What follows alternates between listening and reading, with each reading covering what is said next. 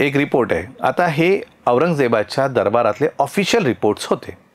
Official reports 100% बादशाला कळत नसेल, बादशाला नक्कीच कळत होतं हे, पण बादशाह सुद्धा कधी कधी मजबूर असायचा की तो ठीक आहे आता आलेला तो काही करू शकायचा नाही, बोलू शकायचं नाही, पण ऑफिशियल रिपोर्ट तर तुम्हाला घेतलाच पाहिजे जनरेट.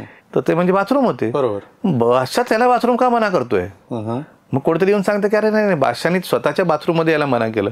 अरे हा माणूस बादशाहच्या बाथरूम मध्ये जातोय, संबंधच नाही, संबंध जात आहे. सुतेवरती छापे झाले तेव्हा 2 वेळा झाली.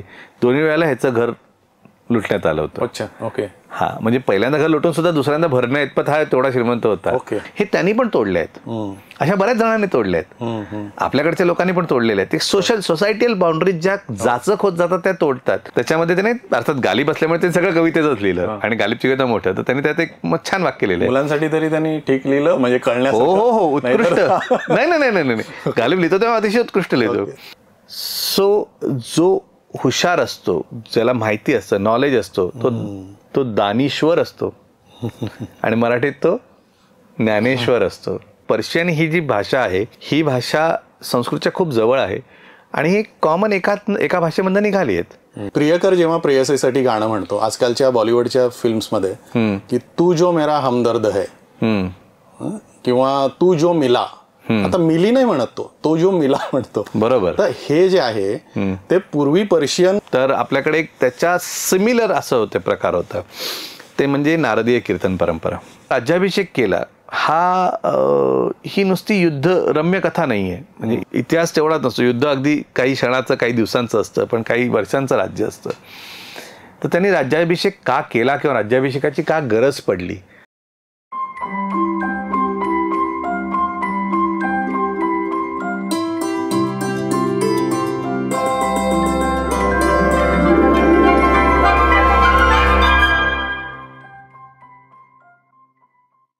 नमस्कार. इतिहास आपण सगळेच थोड्याफार प्रमाणात शिकलेलो आहोत, नाही का? इतिहासातली पूर्वीची एखादी व्यक्ती चांगली होती का वाईट हे आपण पटकन ठरवून टाकतो, किंवा काही गोष्टींविषयी आपले काही ग्रह असतात, काही समज असतात, त्यात बऱ्याचदा एखादा नरेटिव्ह असतो आणि आपण त्याच्यावरती विश्वास ठेवतो. साहजिक आहे. पण काही जण याच्या पलीकडे जाऊन इतिहास, त्या व्यक्ती स्वतः जाणून घेण्याचा प्रयत्न करतात. इतिहासातून मिळणारे वेगवेगळे पुरावे, त्या काळच्या शासकांची फरमानं, पत्र, संतांची वचनं, वेगवेगळ्या प्रांतातील काव्य, यातून जी माहिती मिळते ती स्वतः समजून घेण्यात त्यांना फक्त रसच असतो असं नाही, तर एक ध्यास असतो. पण त्यासाठी म्हणजे हे पुरावे समजून घेण्यासाठी त्या प्रांतात त्या काळच्या वेगवेगळ्या ज्या भाषा असतात त्या समजून घ्याव्या लागतात, त्या याव्या लागतात. बरं, या पुराव्यांमध्ये कधी कधी मिसिंग लिंक्स असू शकतात, काही गोष्टी अध्यारूत असू शकतात. त्या करण्यासाठी खूप वाचन तर लागतंच, पण एक व्यापक दृष्टिकोन सुद्धा लागतो, ज्याच्यात भाषा, प्रांत, पंथ याविषयीचे आपले जे पूर्वकल्पित ग्रह असतात, प्रिकन्सिव्ड नोशन्स असतात, ते बाजूला ठेवून त्याकडे पाहिलं तर काही गोष्टी उकळण्यासाठी मदत होते. भाषा, इतिहास यांच्या अशा ध्यासातून आकलनाचे दरवाजे उघडतात आणि त्यातून भेटतो तो समाज, ती माणसं. आणि हो, त्याचबरोबर या भाषांच्या माध्यमातून अजून एक दरवाजा उघडतो तो काव्याचा, ज्यातून प्रवेश होतो एका अशा दालनात जिथे आपल्याला आपणच भेटतो, मनाच्या निरनिराळ्या आरशात. शब्दयात्रीच्या साहित्य संवाद मालिकेच्या या भागात तुम्हा सर्वांचं स्वागत. आज आपण गप्पा मारणार आहोत एक इतिहास संशोधक, लेखक, फारसी आणि उर्दू भाषातज्ञ तसंच काव्य यावर प्रेम करणारे पराग पिंपळखरे यांच्याशी. पराग आणि त्यांचा सहलेखक गुरुप्रसाद कानिटकर यांनी लिहिलेल्या श्रीमंत माधवराव पेशवे व्यक्ती आणि कार्य या पुस्तकाला महाराष्ट्र साहित्य परिषद तसंच महाराष्ट्र ग्रंथोत्तेजक सभा यांच्या पुरस्कारानं सन्मानित करण्यात आलंय. तसंच या द्वयींनी लिहिलेलं श्री शिवराज्याभिषेक हे छत्रपती शिवाजी महाराजांच्या राज्याभिषेकाच्या बाबतीतचं पुस्तक नुकतंच प्रकाशित झालेलं आहे. इतिहासाविषयीचे किस्से, काव्य, त्यातून भेटणारे व्यक्ती, भाषा, तत्वज्ञान तसंच या सगळ्यांचा आत्ताच्या बॉलिवूडवरती काय प्रभाव आहे, अशा अनेक विषयांचा अनोखा संगम तुम्हाला याच्यात ऐकायला मिळेल या गप्पांमध्ये. कृपया हा एपिसोड आवडला तर लाईक करा, आपल्या आप्तांबरोबर शेअर करा, सबस्क्राईब तर करालच, पण आपल्या प्रतिक्रिया कॉमेंट बॉक्समध्ये नक्की कळवा. पराग, शब्दयात्रीवर तुझं स्वागत. धन्यवाद. आपली ओळख एका कॉमन कनेक्ट थ्रू झाली होती जेव्हा मी उर्दू शिकायचा माझा प्रयत्न चालू होता काही वर्षांपूर्वी. तेव्हा त्यावेळेला आणि त्यानंतर व्हॉट्सअप ग्रुपवरती जेव्हा मी ऍड झालो त्यावेळेला कळलं की तुला फक्त उर्दूच नाही पर्शियनही येतंय आणि तू इतिहास संशोधन या क्षेत्रामध्येही तू काम करतोयस. छत्रपती शिवाजी महाराज आणि माधवराव पेशवे यांच्यावरती तुझं आणि गुरुप्रसाद कानिटकर यांचं पुस्तक प्रकाशित झालंय. तुला ही आवड कशी निर्माण झाली? पहिली गोष्ट म्हणजे भाषा शिकण्याची आवड, उर्दू पर्शियन हा कसा काय, म्हणजे तुझा प्रवास, म्हणजे तुझा आधी लहानपणापासून आवड होती? आणि दुसरी गोष्ट इतिहास संशोधन, इतिहासाची आवड नंतर लागली का काय? म्हणजे त्याविषयी ऐकायला आवडेल मला. भाषेची आवड म्हणाल तर मी ज्या भूभागात वाढलो तिथं मी क्वाड्रालिंग्वलच होतो. 4 भाषा व्यवस्थितपणे. शाळेत इंग्रजी असणं बरोबर हिंदी येतच होतं, सिनेमामधनं हिंदी येत होतं, मराठी आपण बोलतच होतो. गुजरातच्या खूप जवळ असल्यामुळे गुजरातीचा प्रभाव प्रचंड होता आणि गुजराती मित्र असल्यामुळे गुजराती पटकन शिकत होतो. त्याच्याबरोबरच घरामध्ये तसं उर्दू ही काही खूप वेगळी भाषा आहे असं नव्हतं, कारण वडिलांची नोकरी एअरफोर्समध्ये असल्यामुळे ते त्या भागातून पटकन खूप आधी बाहेर पडले होते आणि बाहेर जाऊन आले होते, म्हणून त्यांना उर्दू ही हिंदीच्या पॅरलल इतकी अगदी खूप डीप नसली तरी व्यवस्थित समजत होती. मुख्यतः आजोबा हे जे होते त्यांचे आजोबांचे जे काका होते त्यावेळेच्या सुरत ह्याच्या गव्हर्नमेंटमधले, ते तिथं MA पर्शियन असून त्यांची मुलांसाठी उर्दू मुलांचं म्हणजे उर्दू शिकण्यासाठी कायदे, जसं आपण ज्याला लहान प्रायमर ज्याला म्हणतो केलं त्याला कायदा असं म्हणतात उर्दूमध्ये. अच्छा. तर ते कायदा प्रसिद्ध होता त्यांचा, त्यांनी कायदा लिहिला होता आणि पण बाकी पण त्याच्यात होते. त्यांच्यामुळे कदाचित आजोबांना येत असेल किंवा आजोबांना इंडिपेंडेंटली येत असेल. त्यांनी मला लहानपणी शिकवली होतीच, म्हणजे अल्फाबेट्स मला त्यांनी शिकवले होते उर्दूमधले. तो काळ किती, म्हणजे 100-1 वर्षांपूर्वीचा ते जेव्हा MA झाले? हो, 100 वर्षापेक्षा आपण साधारणपणे एक 80-90 वर्षापूर्वीचा असेल. त्यावेळेला म्हणजे पर्शियन शिकणं हे काय खूप नवलाची गोष्ट नव्हती. भारत स्वतंत्र व्हायच्या आधीपर्यंत प्रायमरी शिक्षण भरपूर, म्हणजे पंजाब पासून ते MP पर्यंत, खाली तेलंगणा जो म्हणजे निजाम स्टेट जो होता तिथं भरपूर ठिकाणी प्रायमरी शिक्षण जे होतं हे उर्दूमधनंच शिकवलं जायचं. पार्टिशनच्या जे आधी म्हणजे तिथे पंजाबमध्ये राहत होते आणि नंतर आलेले अगदी प्रसिद्ध सिने कलाकार असतील किंवा बाकी काही असतील, ही लोक सगळे व्यवस्थित उर्दूमध्ये लिहिणं यांची सवय होती, कारण ती त्याच स्क्रिप्टमध्ये शिकली होती ती लोक. उर्दू असं म्हणत नाही, पण ती पर्सो अरेबिक स्क्रिप्ट जी होती त्याच्यातच शिकली होती ती लोक, आणि म्हणून त्यांच्यासाठी खूप सोपं होतं. निजाम स्टेटमध्ये तर पर्शियनमध्ये सुद्धा तुम्हाला शिकण्याची सोय होती, की पर्शियनमध्ये नुसते भाषा म्हणून नाही तर Persian as a medium of instruction अशी पण सोय होती तुम्हाला. तर बरेचसे काही जी पुढं जाऊन ज्यांनी इतिहासात म्हणा किंवा ज्यांनी साहित्यात कॉन्ट्रीब्युशन केलेलं ती लोक पर्शियन ॲज अ सब्जेक्ट नाही तर as a medium of instruction शिकली आहेत. अच्छा. का त्याचं ॲडमिनिस्ट्रेशन पर्शियनमध्ये होतं पूर्वापार, त्यामुळे? हो, पूर्वापार त्याचा प्रभाव होताच. आणि पर्शियन ही भाषा जसं भारतामध्ये जशी जशी मुस्लिम आक्रमणं होत गेली तशी तशी ती मुसलमानांबरोबर ती येत गेली.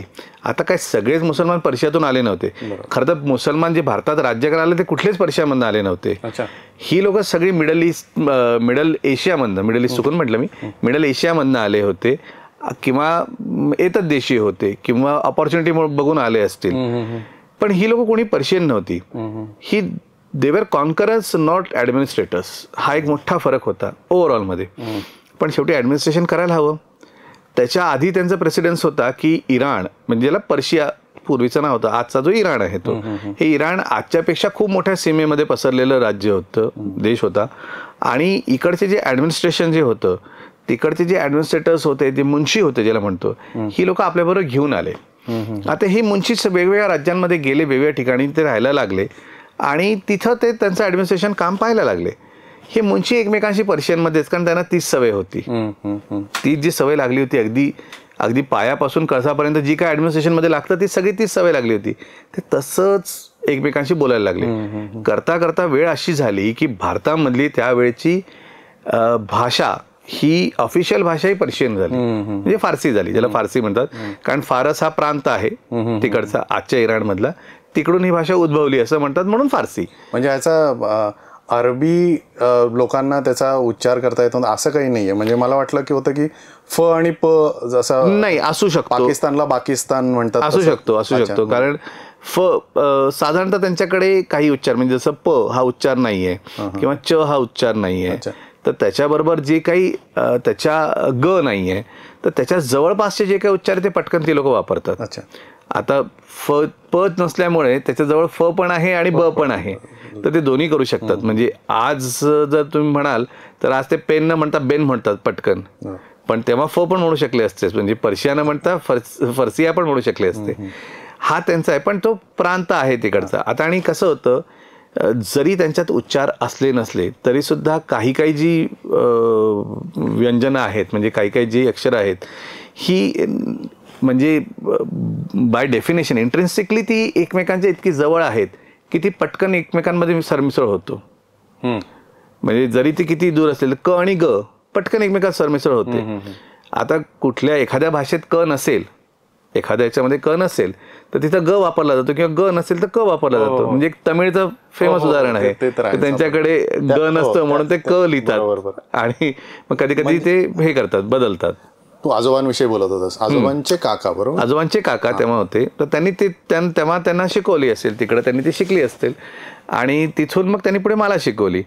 पुढे आजोबा गेल्यामुळे, लवकर गेल्यामुळे माझं काय त्याच्यामध्ये तसं पुढे हे राहिलं नाही, काय म्हणतात, प्रॅक्टिस राहिली नाही. तुला व्याकरण, थोडंफार व्याकरण पण अजिबात नव्हतं माहिती, पण मला अक्षर ओळख व्यवस्थित होती आणि ती विसरलं होतं खूप लवकर शिकल्यामुळे. ती होती आणि पर्शियन होती लहानपणापासून. उर्दू ही होती, पर्शियन म्हणजे फक्त समोर आलेलं वाचता येत होतं, कळत नव्हतं की काय लिहिलं हे कळत नव्हतं, पण वाचता येत होतं कारण एका स्क्रिप्टमध्ये आहे.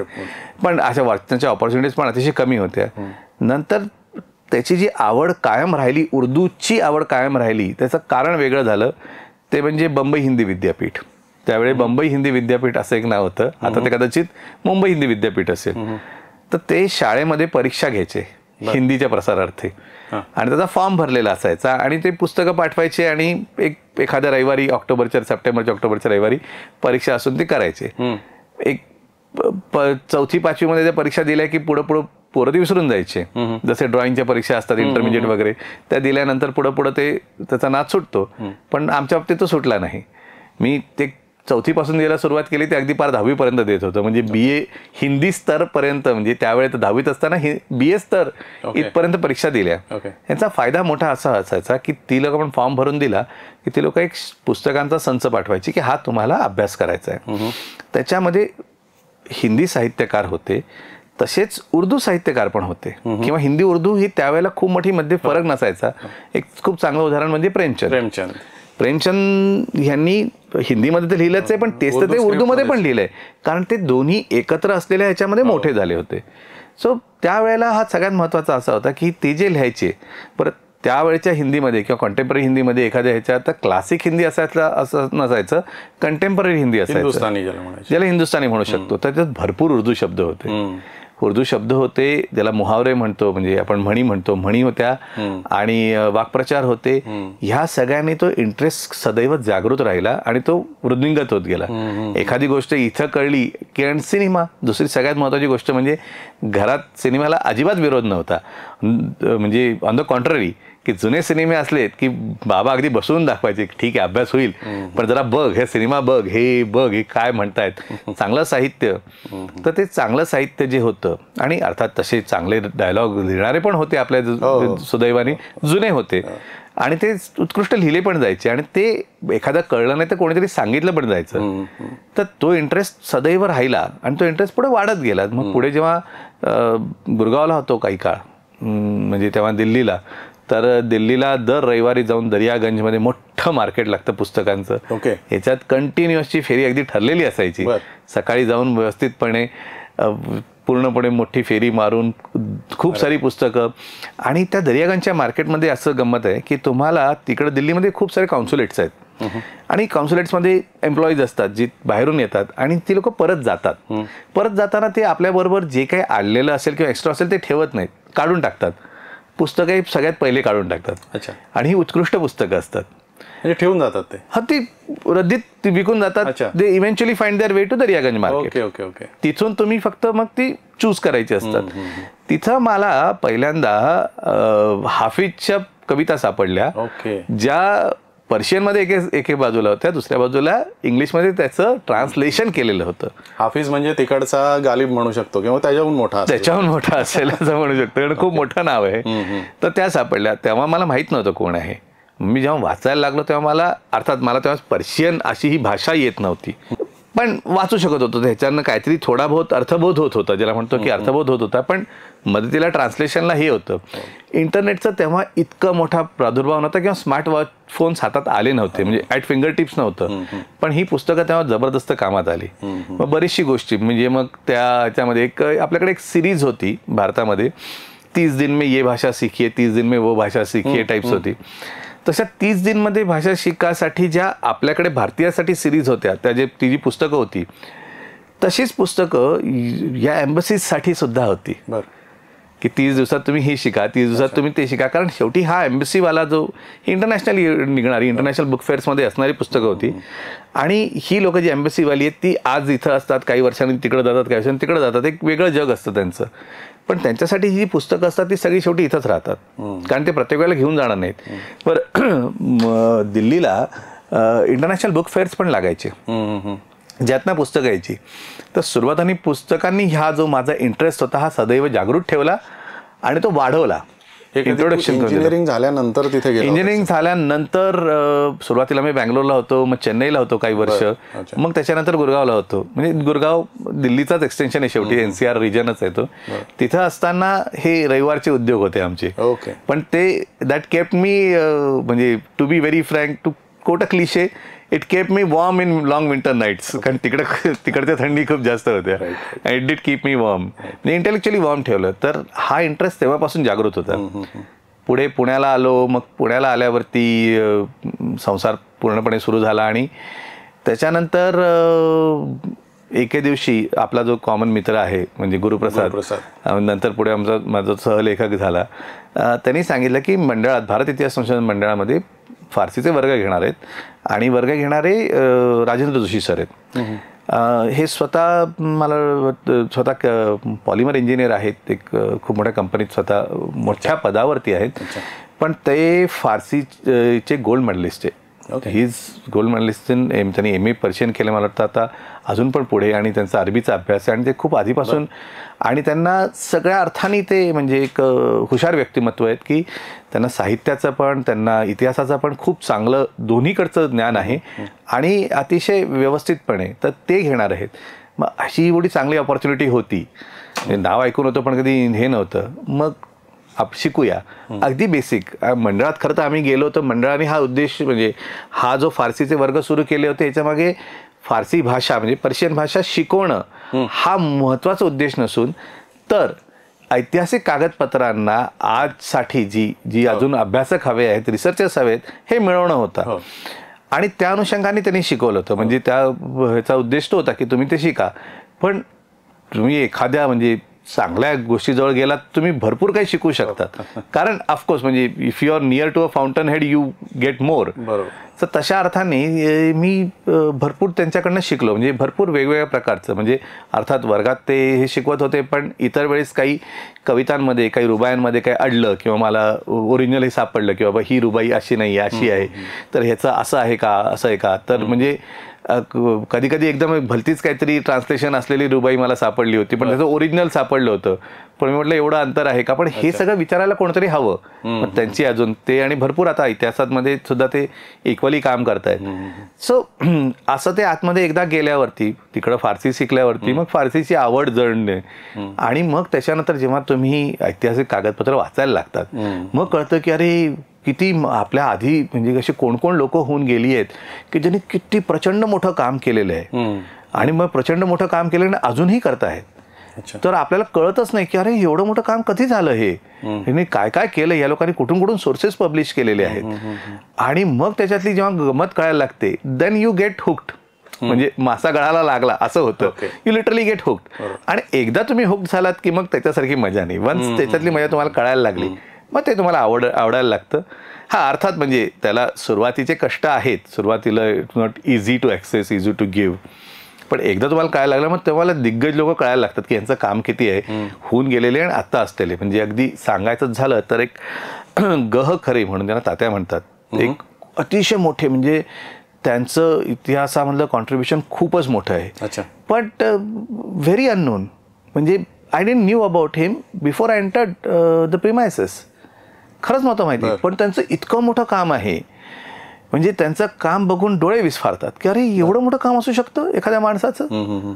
आणि सोर्सेस पब्लिश करायचं. बरं ते सोर्सेस मिळवणं हे त्या काळात, ज्या काळात नेट नव्हतं, ज्या काळात हे नव्हतं, त्या काळात ते मिळवणं, ते पब्लिश करणं, त्यांचा अर्थ काढणं, ते पब्लिश करणं तेवढंच कठीण.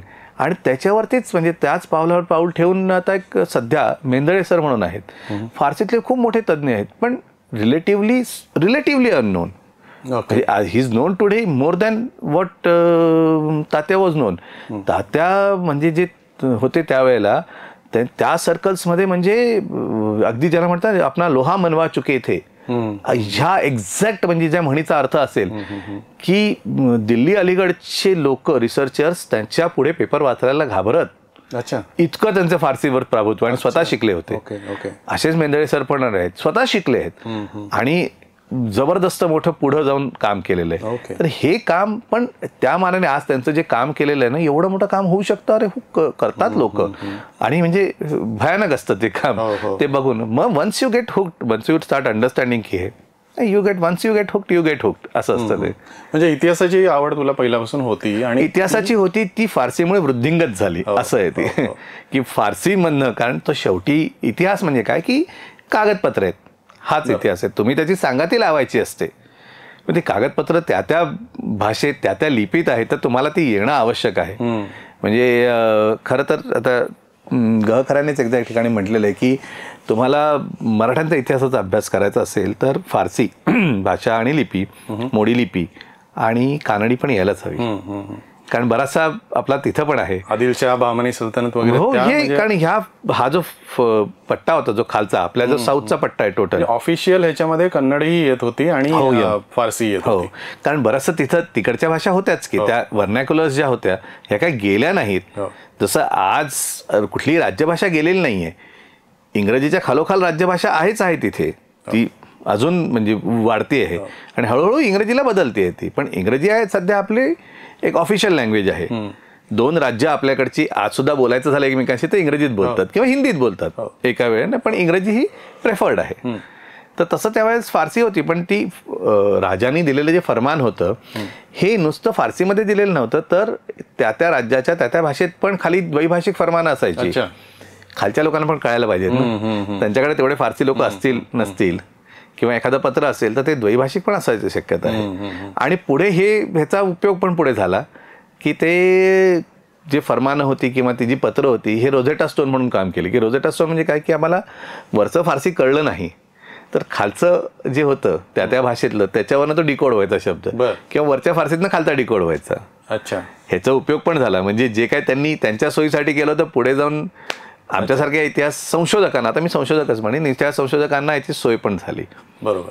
तेवढीच. एक इतिहास संशोधक म्हणून तुला काही फरमानं किंवा पत्र जुनी हे करताना एक काही एक्झाम्पल, काही अनेक्डोट्स आहेत तुझ्याकडे की ज्यामध्ये फक्त भाषा नाही पण त्याबरोबर तिथला काळ आणि त्याचा खरा अर्थ काय होता असं प्रथमदर्शनी पाहता काहीतरी वेगळा निघू शकला असता, पण तुला काही वेगळा पर्स्पेक्टिव्ह समोर आला त्यातनं, अशी काही एक्झाम्पल्स तुझ्याकडे?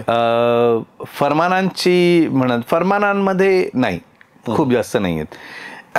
म्हणजे मी जे पाहिले त्याच्यामध्ये ते क्लिअर कट म्हणजे तुम्ही हे करा असं असतं. हो. आणि बाय डेफिनेशन फरमान हा GRचे इक्विव्हॅलंट आहे आजचं. So it has to be very clear about somethings. त्याची एक स्टँडर्ड सेट फॉर्मॅट असतो आणि त्याच्या फॉर्मॅटमध्ये अमुक एक बऱ्याच वेळेला ते गाळलेल्या जागा भरा असते. तर त्याच्यामध्ये एक स्ट्रेट असतं आणि ते सांगितलेलं असतं की तुम्ही ही या गोष्टी करा. तर तुम्हाला ह्याच्यामध्ये फरमानांमध्ये तुम्हाला खूप जास्त इंटरप्रिटेशनला त्यांनीच मुद्दात वाव ठेवलेला नसतो, नाहीये. पण फरमानच एकटी नाही आहेत. There are many things which can decode something. आता उदाहरण सांगायचं झालं तर ऐतिहासिक फारसी साहित्य संग्रह असा 6 व्हॉल्युम्स तात्यांनी पब्लिश केले. त्यातला एक 6व्या भागामध्ये एक रिपोर्ट आहे. आता हे औरंगजेबाच्या दरबारातले ऑफिशियल रिपोर्ट्स होते, ऑफिशियल रिपोर्ट्स औरंगजेबाच्या दरबारातले. तर हे त्यांनी प्रसिद्ध केले. त्याच्यामध्ये जो एक प्रसंग आहे की एक सरदार आहे ज्यांनी औरंगजेबाला लिहून कळवतो की आम्ही इथून अमुक एक ठिकाणून अमुक एक ठिकाणी चाललो होतो आमच्या समोर एक 70-72 काहीतरी सांडणी स्वार आले, त्यांच्याकडे होतं. आमच्यामध्ये युद्ध झालं. ईश्वरी कृपेमुळे, बादशांवरती ईश्वरी कृपा असल्यामुळे आमचा विजय झाला आणि आम्हाला गोष्टी मिळाल्या. आता गोष्टी मिळाल्यात काय, तर तो म्हणतो आम्हाला एक नीम आस्तीन, एक कोता यराक, एक ढोल किंवा एक निशाण वगैरे अशा 4-5 गोष्टी मिळाल्या. आता गंमत अशी आहे, तो काळ असा होता की त्या काळामध्ये शत्रूचा छापा आला ना की ते मिऱ्यापासून सगळं लुटून घेऊन जायचे, घरातलं मिरं देखील लुटून घेऊन जायचे. कारण कपड्यांना, जोड्यांना पण किंमत होती, प्रचंड मोठी किंमत होती. लुटण्यासाठीच होतं, म्हणजे अक्षरशः नागवलं जायचं, म्हणजे नागवलं जायचं. एखाद्या लुटारून तुम्हाला लुटलं तर नागवलं म्हणजे नागवलं जायचं. कपड्याला देखील किंमत होती. सांडणी स्वार हे मुख्यतः सामान घेऊन जायचे. अशा केसमध्ये 70-72 सांडणी स्वारांबरोबर यांचा ट्रेंड सैनिकांचा हे झाला, म्हणजे ते व्यापारी असतील आणि हे ट्रेंड सैनिक आहेत. यांचा मुकाबला होऊन यांना मिळतं काय, तर नीम आस्तीन म्हणजे छोटं हत्यार, अगेन कोता यराक म्हणजे एखादा कोयता, छोटा कोयता, एक ढोल, एक निशाण, एवढंच गोष्ट मिळते. म्हणजे काहीतरी लपवलेलं आहे. हा, आता हे बादशाला कळत माहिती दिलेलं नाही. 100% म्हणजे बादशाला कळत नसेल, बादशाला नक्कीच कळत होतं हे. पण बादशाह सुद्धा कधी कधी मजबूर असायचा की तो ठीक आहे, आता आलेला तो काही करू शकायचा नाही, बोलू शकायचं नाही. पण ऑफिशियल रिपोर्ट तर तुम्हाला घेतलाच पाहिजे जनरेट. हे तुम्हाला पटापट कळतं की अरे हे असं होतं, म्हणजे हे असं पण होतं की या अर्थाने होतं. किंवा एक खूप गंमतीची गोष्ट आहे की औरंगजेबनी एखाद्याला किंवा एखाद्या बादशाहांनी, नुसतं औरंगजेबनी घुसलखाना मना केला. तर घुसलखाना उर्दूच्या ह्याच्यामधला जर अर्थ काढला तर ते म्हणजे बाथरूम होते. बरोबर. बादशाह त्याला बाथरूम का मना करतोय? मग कोणतरी येऊन सांगतं की अरे नाही, बादशाहनी स्वतःच्या बाथरूममध्ये याला मना केलं. अरे हा माणूस बादशाहच्या बाथरूममध्ये जातोय, संबंधच नाही, संबंध जात आहे. पण then we have to take it in a different context की हा घुसलखाना म्हणजे this was a privy room, म्हणजे प्रायव्हेट क्वार्टर्समध्ये याला मना केलं. तो त्या कंटेक्स्टमध्ये वापरला गेला. त्या कॉन्टेक्स्टमध्ये नाही, त्यावेळेला त्याचा अर्थ तोच होता. अच्छा. नंतर तो म्हणजे privy room, private room, privy room, private room, तो बाथरूम परत उलटा आला. जसं टॉयलेट या शब्दाचा अर्थ तुमचं ड्रेसिंग असतं. It's not the thing which it's not the human ablutions, but तुमचं ड्रेसिंग म्हणजे माझं बाबा मी कपडे घालणं किंवा मी स्वच्छ होणं, स्वतःला कपडे घालणं, this is all a part of toilet. म्हणून पूर्वीच्या आंघोळीच्या साबणांवरती पूर्वी, आता नाही तर टॉयलेट सोप असं लिहून यायचं. म्हणजे मला असं लहानपणी पण असायचं की ह्याच्यावर लिहिलं तर आहे टॉयलेट, पण आपण बाथरूममध्ये का वापरतोय. पण तो त्या अर्थाने होता की it was to complete your toilet is तयार होऊन बाहेर येणं, ज्याला म्हणतो की नाही ते असतं. पण तो आता नंतर तो वेगळ्या अर्थाने तो येत गेला. तर तसंच तो घुसलखाना, हे असे बऱ्याचशा गोष्टी येतात ज्याच्यामध्ये तुम्हाला कळत नाही की अरे हे असे काही झाले होते का, किंवा इंटरप्रिटेशन जे होते त्याचे की वेगळ्या अर्थाने केले होते का. किंवा एक खूप चांगला दुसरा आहे, दुसऱ्या रिपोर्टमधला, फरमानामधला, आदिलशाही राज्यामध्ये आदिलशहानी एक इश्यू केलं होतं की आमचं जे नाणं आहे हे 43 कसाचं नाणं आहे. ज्याला आपण कस म्हणतो की ना, सोन्याचा कस, 52 कशी सोनं म्हणतो, तसं 43 कसाचं आहे. आणि ह्याच्यापेक्षा जर का कमी लेवलचं सापडलं तर तुम्ही शिक्षेस पात्र व्हाल. तुमच्याकडे असेल तर आमच्या मिंटमध्ये आणा, परत ते शुद्ध करून घ्या आणि ते वापरा. आम्ही तुम्हाला त्याचा जो काही बट्टा असेल तो कमी करून तुम्हाला एक्सचेंज करून देऊ. ते काय 100 नाणी तुम्ही जी कमी कसाची दिली तर आम्ही तुम्हाला काय 50 नाणी देऊ, XYZ, तर ते तुम्हाला त्याच्याप्रमाणे करून देऊ. आता ही फक्त एक इश्यू केलेली एक ऑर्डर आहे, पण या ऑर्डरच्या मागे इंटरप्रिटेशन्स खूप आहेत. मुदलात की त्यावेळेला फोर्जरी होत होती. हा तर तुम्हाला, कारण ज्या अर्थी तो सांगतोय की बाबा नाही तुमचं कमी कसाचं नाणी परत आणा, म्हणजे फोर्जरी होत होती. तर त्यावेळेला ही नाणी फोर्जरी होत होती. तर म्हणजे इट वॉज, मग फोर्जरीवरती हे नव्हता का, वचक नव्हता का. तर जाणकार लोकांनी सांगितलं की नाही, उत्कृष्ट वचक होता. फोर्जरी करणारा सापडला तर त्याला म्हणजे अतिशय कडक शिक्षा आणि कडक शासन होतं, म्हणजे क्रूर शासन होतं ते. मग हे का झालं, मग त्याच्यावरती अजून दुसऱ्या कोणत्या इंटरव्ह्यूने सांगितलं की तो काळ असा होता की जेव्हा आदिलशाहला ॲज अ खंडणी, टाईथ म्हणून त्यांना काही पैसे मुघलांना देणं होतं. स्वतः त्यांनीच लवाडी केली आणि कमी कसाची नाणी दिली. अच्छा. मुघलांनी ठीक आहे काही चेक केले असेल, काही सगळीच चेक नसेल केली, आणि त्यांनी त्यांच्या सैनिकांना ॲज अ पगार म्हणून ती इश्यू केली पगार म्हणून त्यांनी इश्यू केल्यावरती त्यांनी काय केलं, त्यांच्या सैनिकांनी परत ती आदिलशाही राज्यातच बाजारात चालवली नाणी. आणि प्रत्येक घेणाऱ्याला काय नाण्याचा कस माहीत नसतो. प्रत्येक वेळेला कमी जास्त हातात आलं तर ठीक आहे, वजनाला तेवढं लागलं मसल मेमरीने माणूस ठेवून घेतो नाणं.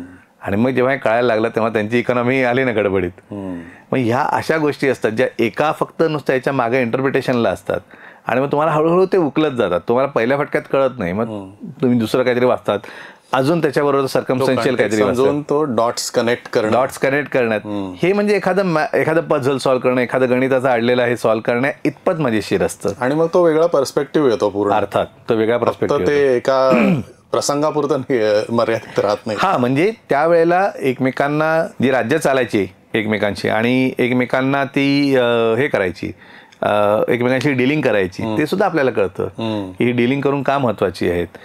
म्हणजे इतिहासात असं वाचताना तुम्हाला हे पण कळतं की मुघल जे होते हे आता फरमान, अगदीच काही नाही तर फरमान बघायचं म्हटलं तर फरमानांवरती, मुघलांच्या फरमानांवरती अर्थात म्हणजे फरमानांना ऑफिशियल, एखाद्या कागदाला ऑफिशियल कसं होतं तर त्याला सील लावल्यावरती. तर सील तर होतंच, सील इलॅबोरेट होतं कारण मोगल मोठे होते, त्यांचं जिनिओलॉजिकल सील होतं. म्हणजे चालू राजा बादशाह, त्याचे वडील, त्याचे वडील, त्याचे वडील, त्याचे वडील, असं ते जिनिओलॉजिकल सील होतं, अतिशय व्यवस्थित कार्व केलेलं. पण त्याच्याबरोबरच एक कधी कधी भरपूर वेळा सुवर्ण अक्षरात लिहिलेला एक असा चौकोन किंवा आयत असायचा वरती अक्षरांचा लिहिलेला, त्याला तुघरा असं म्हणतात. काय म्हणतात? तुघरा. तुघरा असा एक आयत किंवा चौकोनी एक डिझाईन असते ज्याच्यामध्ये अक्षरं असतात आणि लिहिलेलं असतं. तर हे तुघरा काढणं आणि तुघरा काढण्यासाठी एक वेगळा तुघरा नवीस असायचा जो ते काढायचा. आणि हे तुघरा काढणं हे सार्वभौमत्वाचं लक्षण होतं. अच्छा. की तुम्ही हे जे कराल हे म्हणजे आम्ही we are the supreme emperors. म्हणजे बाकीच्यांना नव्हतं, आदिलशहाला नव्हतं किंवा निजामशहाला त्यावेळेच्या याला तुघरा काढायची परमिशनच नव्हती मुघलांकडनं. समजा त्यांनी फरमान इश्यू करू शकायचा, तो राजा म्हणून फरमान इश्यू करू शकायचा, पण तो तुघरा नव्हता काढू शकत. तुघरा काढला की यांची भांडणं होणार. आणि इट वॉज साईन की तो पूर्णपणे सार्वभौम आहे, is an supreme emperor. Okay okay. तर ही पण महत्वाची गोष्ट आहे की तुम्हाला एक या गोष्टी कळतात की बाबा रे हे these are the things which make it a different. And how मग दोन फरमानं जरी घेतली तरी कळतात. आता मुघलांची मुघल खूप मोठे असल्यामुळे त्यांचे सरदार खूप त्यांच्यापेक्षा कधीही मोठे झाले नाहीत. Sardars were not that big. Mughal व्यवस्थितपणे सरदारांना फार फार तर एखाद दुसरं टायटल लावून विषय मोकळा करून टाकायचे, पटकन त्यांना सांगून टाकायचे. पण आदिलशाही पत्र बघितली तर त्याच्यामध्ये ह्यू टायटल्स असतात. म्हणजे शहाजी महाराजांचे 4 ओळींचे टायटल्स, तिकडं त्या बाजूला अफजल खानाचे 4 ओळींचे टायटल्स. Okay okay. तर ही खूप मोठी टायटल्स, म्हणजे आम्ही त्यांना शेपट्या म्हणतो. आणि जेवढं राज्य वीक कमजोर तेवढे टायटल्सच्या शेपट्यांची लेंथ मोठी. अच्छा. हा म्हणजे उलटा एक न्याय आहे. अच्छा. ओके. तर तेही तुम्हाला बघून कळू शकतं की साधारणतः कुठल्या लेवलला कोण किती इम्पॉर्टंट होतं. ओके. आणि शहाजी महाराज आदिलशाहीमध्ये होते तरी स्वतः ही was a very big person, very big personality. ते काही छोटे नव्हते. म्हणजे टायटल्स लावूनच तुम्हाला बघून कळतं की किती मोठे असतील. तर हे साधारणतः तुम्हाला कळतात. इतिहास शिकताना, इतिहासाचा अभ्यास करताना नक्की तुला काय आवडतं? म्हणजे त्यामध्ये समाजशास्त्र येतं, थोडं इकॉनॉमिक्सही येतं. कुठले म्हणजे नक्की या अर्थाने विचारतोय की तुला त्या काळची माणसं कशा प्रकारे राहत होती हाही त्या साहित्यामध्ये येतं का केवळ राजकीय फरमान वगैरे किंवा पत्र, कवी असतील किंवा संत? हो, होते ना. नाही, इतिहास शिकताना मला जे आज भावतं, म्हणजे आज जास्तीत जास्त भावतं किंवा कदाचित पुढे पण भावेल, सामान्य माणसाचा तर विशेष विषय येतच नाही. राजांचाच उल्लेख येतो कारण आज त्यांचे डॉक्युमेंट सर्वायव्हिंग आहेत. या माणसांचं एक वागण्याची पद्धत अमुक एक ही त्यांच्या ॲक्शन्सवरनं कळून येते. आणि ही माणसं खरोखर कशी असतील हा पण एक मोठा प्रश्न असतो. बऱ्याच वेळेला आपण कोणाला हिरो करतो, कोणाला विलन करतो, कोणाला आपण ठरवतो की हा माणूस कसा असेल किंवा कसा नसेल एखाद्या प्रसंगावरून, पण तो खराच तसा होता की नाही त्याच्याविषयी अर्थात तेवढं साहित्य उपलब्ध हवं किंवा त्याची पत्र तेवढी हवीत की त्याच्यामधनं एखाद्या माणसाचा स्वभाव कळत जातो. हे कळून घेण्यात खूप मला तरी इंटरेस्ट आहे. आणि आम्ही ज्याच्यावर आत्ता काम करतोय ते मिडिवलच आहे सगळं. मिडिवल ह्याचा करतो आहे. आणि मिडिवल जेव्हा आम्ही करतो आहे त्यावेळेला ती माणसं कशी होती किंवा त्या माणसांचे विचार कसे होते किंवा आजच्या पॅरललमध्ये काही आहे का, तर आश्चर्य वाटेल तुला की आजच्या पॅरललमध्ये खूप सापडतं. उदाहरणार्थ एक नगर शेठ होता म्हणजे जबरदस्त मोठा श्रीमंत माणूस, नगर शेठ, सुरतेचा एक नगर शेठ होता. त्याचं नाव विरजी बोरा. त्याला पुढं तो चुकून बिरजी बोरा असं झालं तो, पण तो विरजी बोरा असंच होता. हा माणूस सुरतेला राहत होता. साधारणतः शिवाजी महाराजांच्या समकालीन होता, म्हणजे थोडासा मोठा होता वयाने. हा माणूस त्यावेळेला ॲज अ ॲडव्हान्स किंवा पुढच्या याच्यासाठी ॲडव्हान्स म्हणून लाख लाख रुपये मुघलांकडे ॲडव्हान्स सोडूच होतं. कारण सुरत मुघलांची अंडर होती पहिल्यापासून. पोर्ट बंदर मोठं, लाख रुपये त्यांच्याकडे सोडूच होता ॲज अ ॲडव्हान्स. हा माणूस मोनोपॉली बिझनेसमध्ये काम करायचा. साऊथ ईस्ट एशियामधनं म्हणजे मलाक्काच्या ह्याच्या बंदरांपासून जे आलेलं किंवा भारतातून आलेले सगळे मसाल्यांच्या जे होडी होत्या हे होते, हा पाण्यात असतानाच सौदा करून पूर्ण माल विकत घ्यायचा. आणि मग तेव्हा ते बंदरात आलं की ते खाली उतरूच द्यायचं नाही, स्वतःच्या गोडाऊनमध्ये स्टॉकिंग करायचं आणि मग सेल करायचा. मोनोपॉली बिझनेस करायचा. हा भरपूर वेळेला स्मगलिंग करायचा. ह्याचा वचक सगळ्यांवर होता त्यावेळेला. हा मुघलांच्या सरदारांना, सुभेदारां लेवलच्या मोठ्या सरदारांना पैसे द्यायचा. हा बँकिंगचा व्यवसाय करायचा. हा हुंडीचा व्यवसाय वेगळा करायचा की एक माणूस सुरतेहून कलकत्त्याला चालला आहे तर तो सगळे पैसे घेऊन नाही जाणार, तो चिठ्ठी घेऊन जाईल, याच्याकडे जमा करेल, तिकडच्या माणसाने ती हुंडी काढायची वगैरे. ती हुंडीचा व्यवसाय म्हणजे हवाला जो टाईप होता तो व्यवसाय करायचा. म्हणजे याचे एवढे व्यवस्थित कॉन्टॅक्ट्स होते.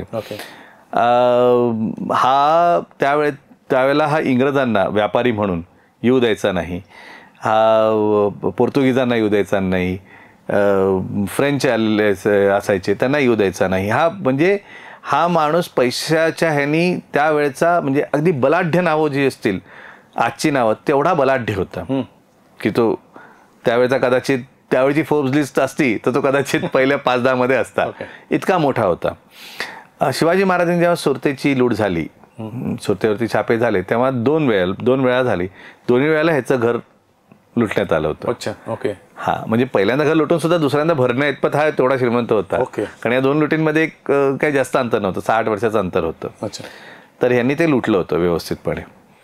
तर त्याच्याकडे तेवढा पैसा होता. आपण त्याचे जे एकंदरीत शेनानिगन्स होते की तो बाकीच्यांचा ह्यांनी विरोध केला, एक डच खलाशांनी विरोध केला की अरे हा जे करतोय कॅप्टननी, त्यांनी ते कॅप्टनला या पोर्टला न उतरू देता त्याची तिकडं इतकी जबरदस्त ओळख होती की त्याला त्यांनी नोकरीवरून बडतर्फ करवला. इतका ताकदीचा होता.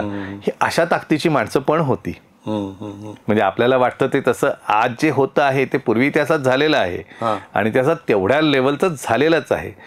खरंच सांगायचं तर हिस्ट्री म्हणजे there is an axiom in history that history repeats itself. हे जाणवतं. फक्त त्याचा पुढचा पण एक अडेंडम आहे की first as a tragedy and then as a farce असं पण असतं बऱ्याच वेळेला की इट डज रिपीट इटसेल्फ. तर हो, ही बदलत आहे. ही history keeps on repeating itself, it keeps on reinventing itself. Because कसं आहे माहिती आहे का, आमचे सर सांगायचे त्याप्रमाणे की अरे माणूस कसा वागेल, कुठल्याही काळातला माणूस, महाभारत काळातला असो, मध्य काळातला असो, आपल्या काळातला असो, माणूस कसा वागेल तर माणसासारखा. तर माणसं आज जशी वागतात तशी तेव्हा पण वागायची, पण तेव्हा वागायची हे आपल्याला सांगणार कोणी नाही आहे, ते आपल्याला उकलत जातं. आणि हे उकळण्याची प्रक्रिया आहे ना, ही फार इंटरेस्टिंग आहे. भाषा शिकून त्याची मदत नक्कीच होते ते उकळण्यामध्ये, की असं होत जात होतं. डेफिनेटली. छान. मी आता इतिहासापासून थोडंसं पोएट्री या विषयाकडे, शेरो शायरीचा तुला म्हणजे वाचायची आवड होती. तू करतो सुद्धा म्हणजे काय, हा. व्हॉट्सअप ग्रुपवरती टाकत असतोस.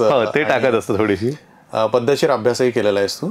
हाफिज म्हणा किंवा तिकडचे बाकीचे मोठे जे हे होते रुमी म्हणजे हाफिज आणि रुमी असं म्हटलं की आपण एक गालिब आणि रुमी, हाफिज, मीर, गालिब, तुला ह्यांच्यातलं काय भावलं सगळ्यामध्ये ना? म्हणजे आता गालिब मी वाचलेलं. गालिब उर्दू शिकण्याचा मेन हेतू तोच होता की गालिब आणि मीरनी काय लिहिलंय ते वाचायला मिळालं पाहिजे. अर्थात मी हाफिज आणि रुमी मला फार उशिरा मिळाला, भेटला. फरीद अयाज म्हणजे कव्वाल आहेत पाकिस्तानमधले, ते यूट्यूबच्या माध्यमातून नंतर भेटले आणि त्यातनं रुमी थोडं मी रुमी जसा इंग्लिश वाचणाऱ्या बऱ्याच जणांना इंग्लिशमधून भेटतो तसा नाही भेटला मला. त्यातनं ते पर्शियनची कुतूहल निर्माण झालं. मी काही त्यावरती पुढे पाऊल टाकलेलं नाहीये, तुझ्यासारखा ध्यासही नाहीये माझा. पण या पोएट्स विषयी तुला काय वाटतं? तुला जास्त कुठला आवडतो असं काही का? नाही, असं सगळे फ्लेवर आवडतात. म्हणजे फ्लेवर मध्ये काही पुढे मागे नाहीये. म्हणजे जसं गालिबचं असं की गालिबचे मला सगळे फ्लेवर्स आवडतात इन ऑल सेन्सेस. तर तसंच आहे. म्हणजे गालिबनी काही ठिकाणी अतिशय सोपं लिहिलेलं आहे आणि काही ठिकाणी अतिशय कठीण लिहिलेलं आहे किंवा अतिशय इमेजरी उभी केलेली आहे. तर ह्या लोकांनी वापरलेली आहे. अर्थात एखादा शायर हा हिट व्हावा किंवा तो क्लासिकल व्हावा किंवा तो म्हणजे कालाच्या मर्यादेत त्याची असू नये, त्याची काय म्हणतात त्याची पॉप्युलरिटी एक्सिड व्हावी, हे त्याच्या नशिबावर असतं. म्हणजे मृत्यूनंतरच्या नशिबावर पण असतं की गालिब त्याच्या काळात होता फेमस पण तो मेल्यावर जास्त फेमस झाला. हे त्याच्या काळातलं म्हणजे त्याच्या म्हणजे मृत्यूनंतरचं नशीब त्याचं खूप जास्त चांगलं होतं. हे त्याचं नशीब आहे शेवटी. गालिब एवढ्याच ताकदीने मीरने पण लिहिलेलं आहे. त्यांनीच लिहिलं ना, मैं अंदलिबे गुलशने ना आफ्रीदा हूं. म्हणजे बरोबर आहे, जी बाग तयार एक्झॅक्टली जो बाग तयार होणार त्याचा मी येणाऱ्या बागेचा आहे. याच्यावरती सार्काझम पण खूप पुढे लोकांनी चांगलं केलेलं आहे. अर्थात ते जे म्हणजे उर्दू साहित्यातलं म्हणजे उर्दू गद्यमधलं सार्काझम आहे ते आहे पुढे त्याच्यामध्ये.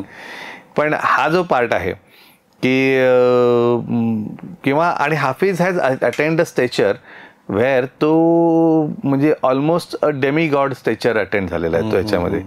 डेमिगॉड स्टेचर की हाफिजचा जो कलाम आहे is not only considered to be poetry but it is considered to be philosophy of life. Okay. म्हणून बऱ्याच वेळेला एक त्यांच्याकडची जी भविष्य म्हणजे इराणी बेसची जी आहेत सगळेजण जे आहेत हे फाल काढणं म्हणजे ज्याला म्हणतात भविष्य काढण्याची एक पद्धत आहे. ते हाफिजच्या कलेक्शनला पुढे ठेवतात, उघडतात आणि त्याच्यावर बोट ठेवतात आंधळेपणाने आणि ती जी लाईन येते ती इंटरप्रिट करतात. त्याला फाल निकालणं असं म्हणतात. तर ते इंटरप्रिट करतात ती लाईन. या लाईननी तुमचं भविष्य काय असेल, पुढचं वर्ष काय असेल, त्यांचं जो नवरोजच्या वेळेचं हे असतं त्यातलं एक रिच्युअल आहे. So Hafiz is attend a demigod like stretcher.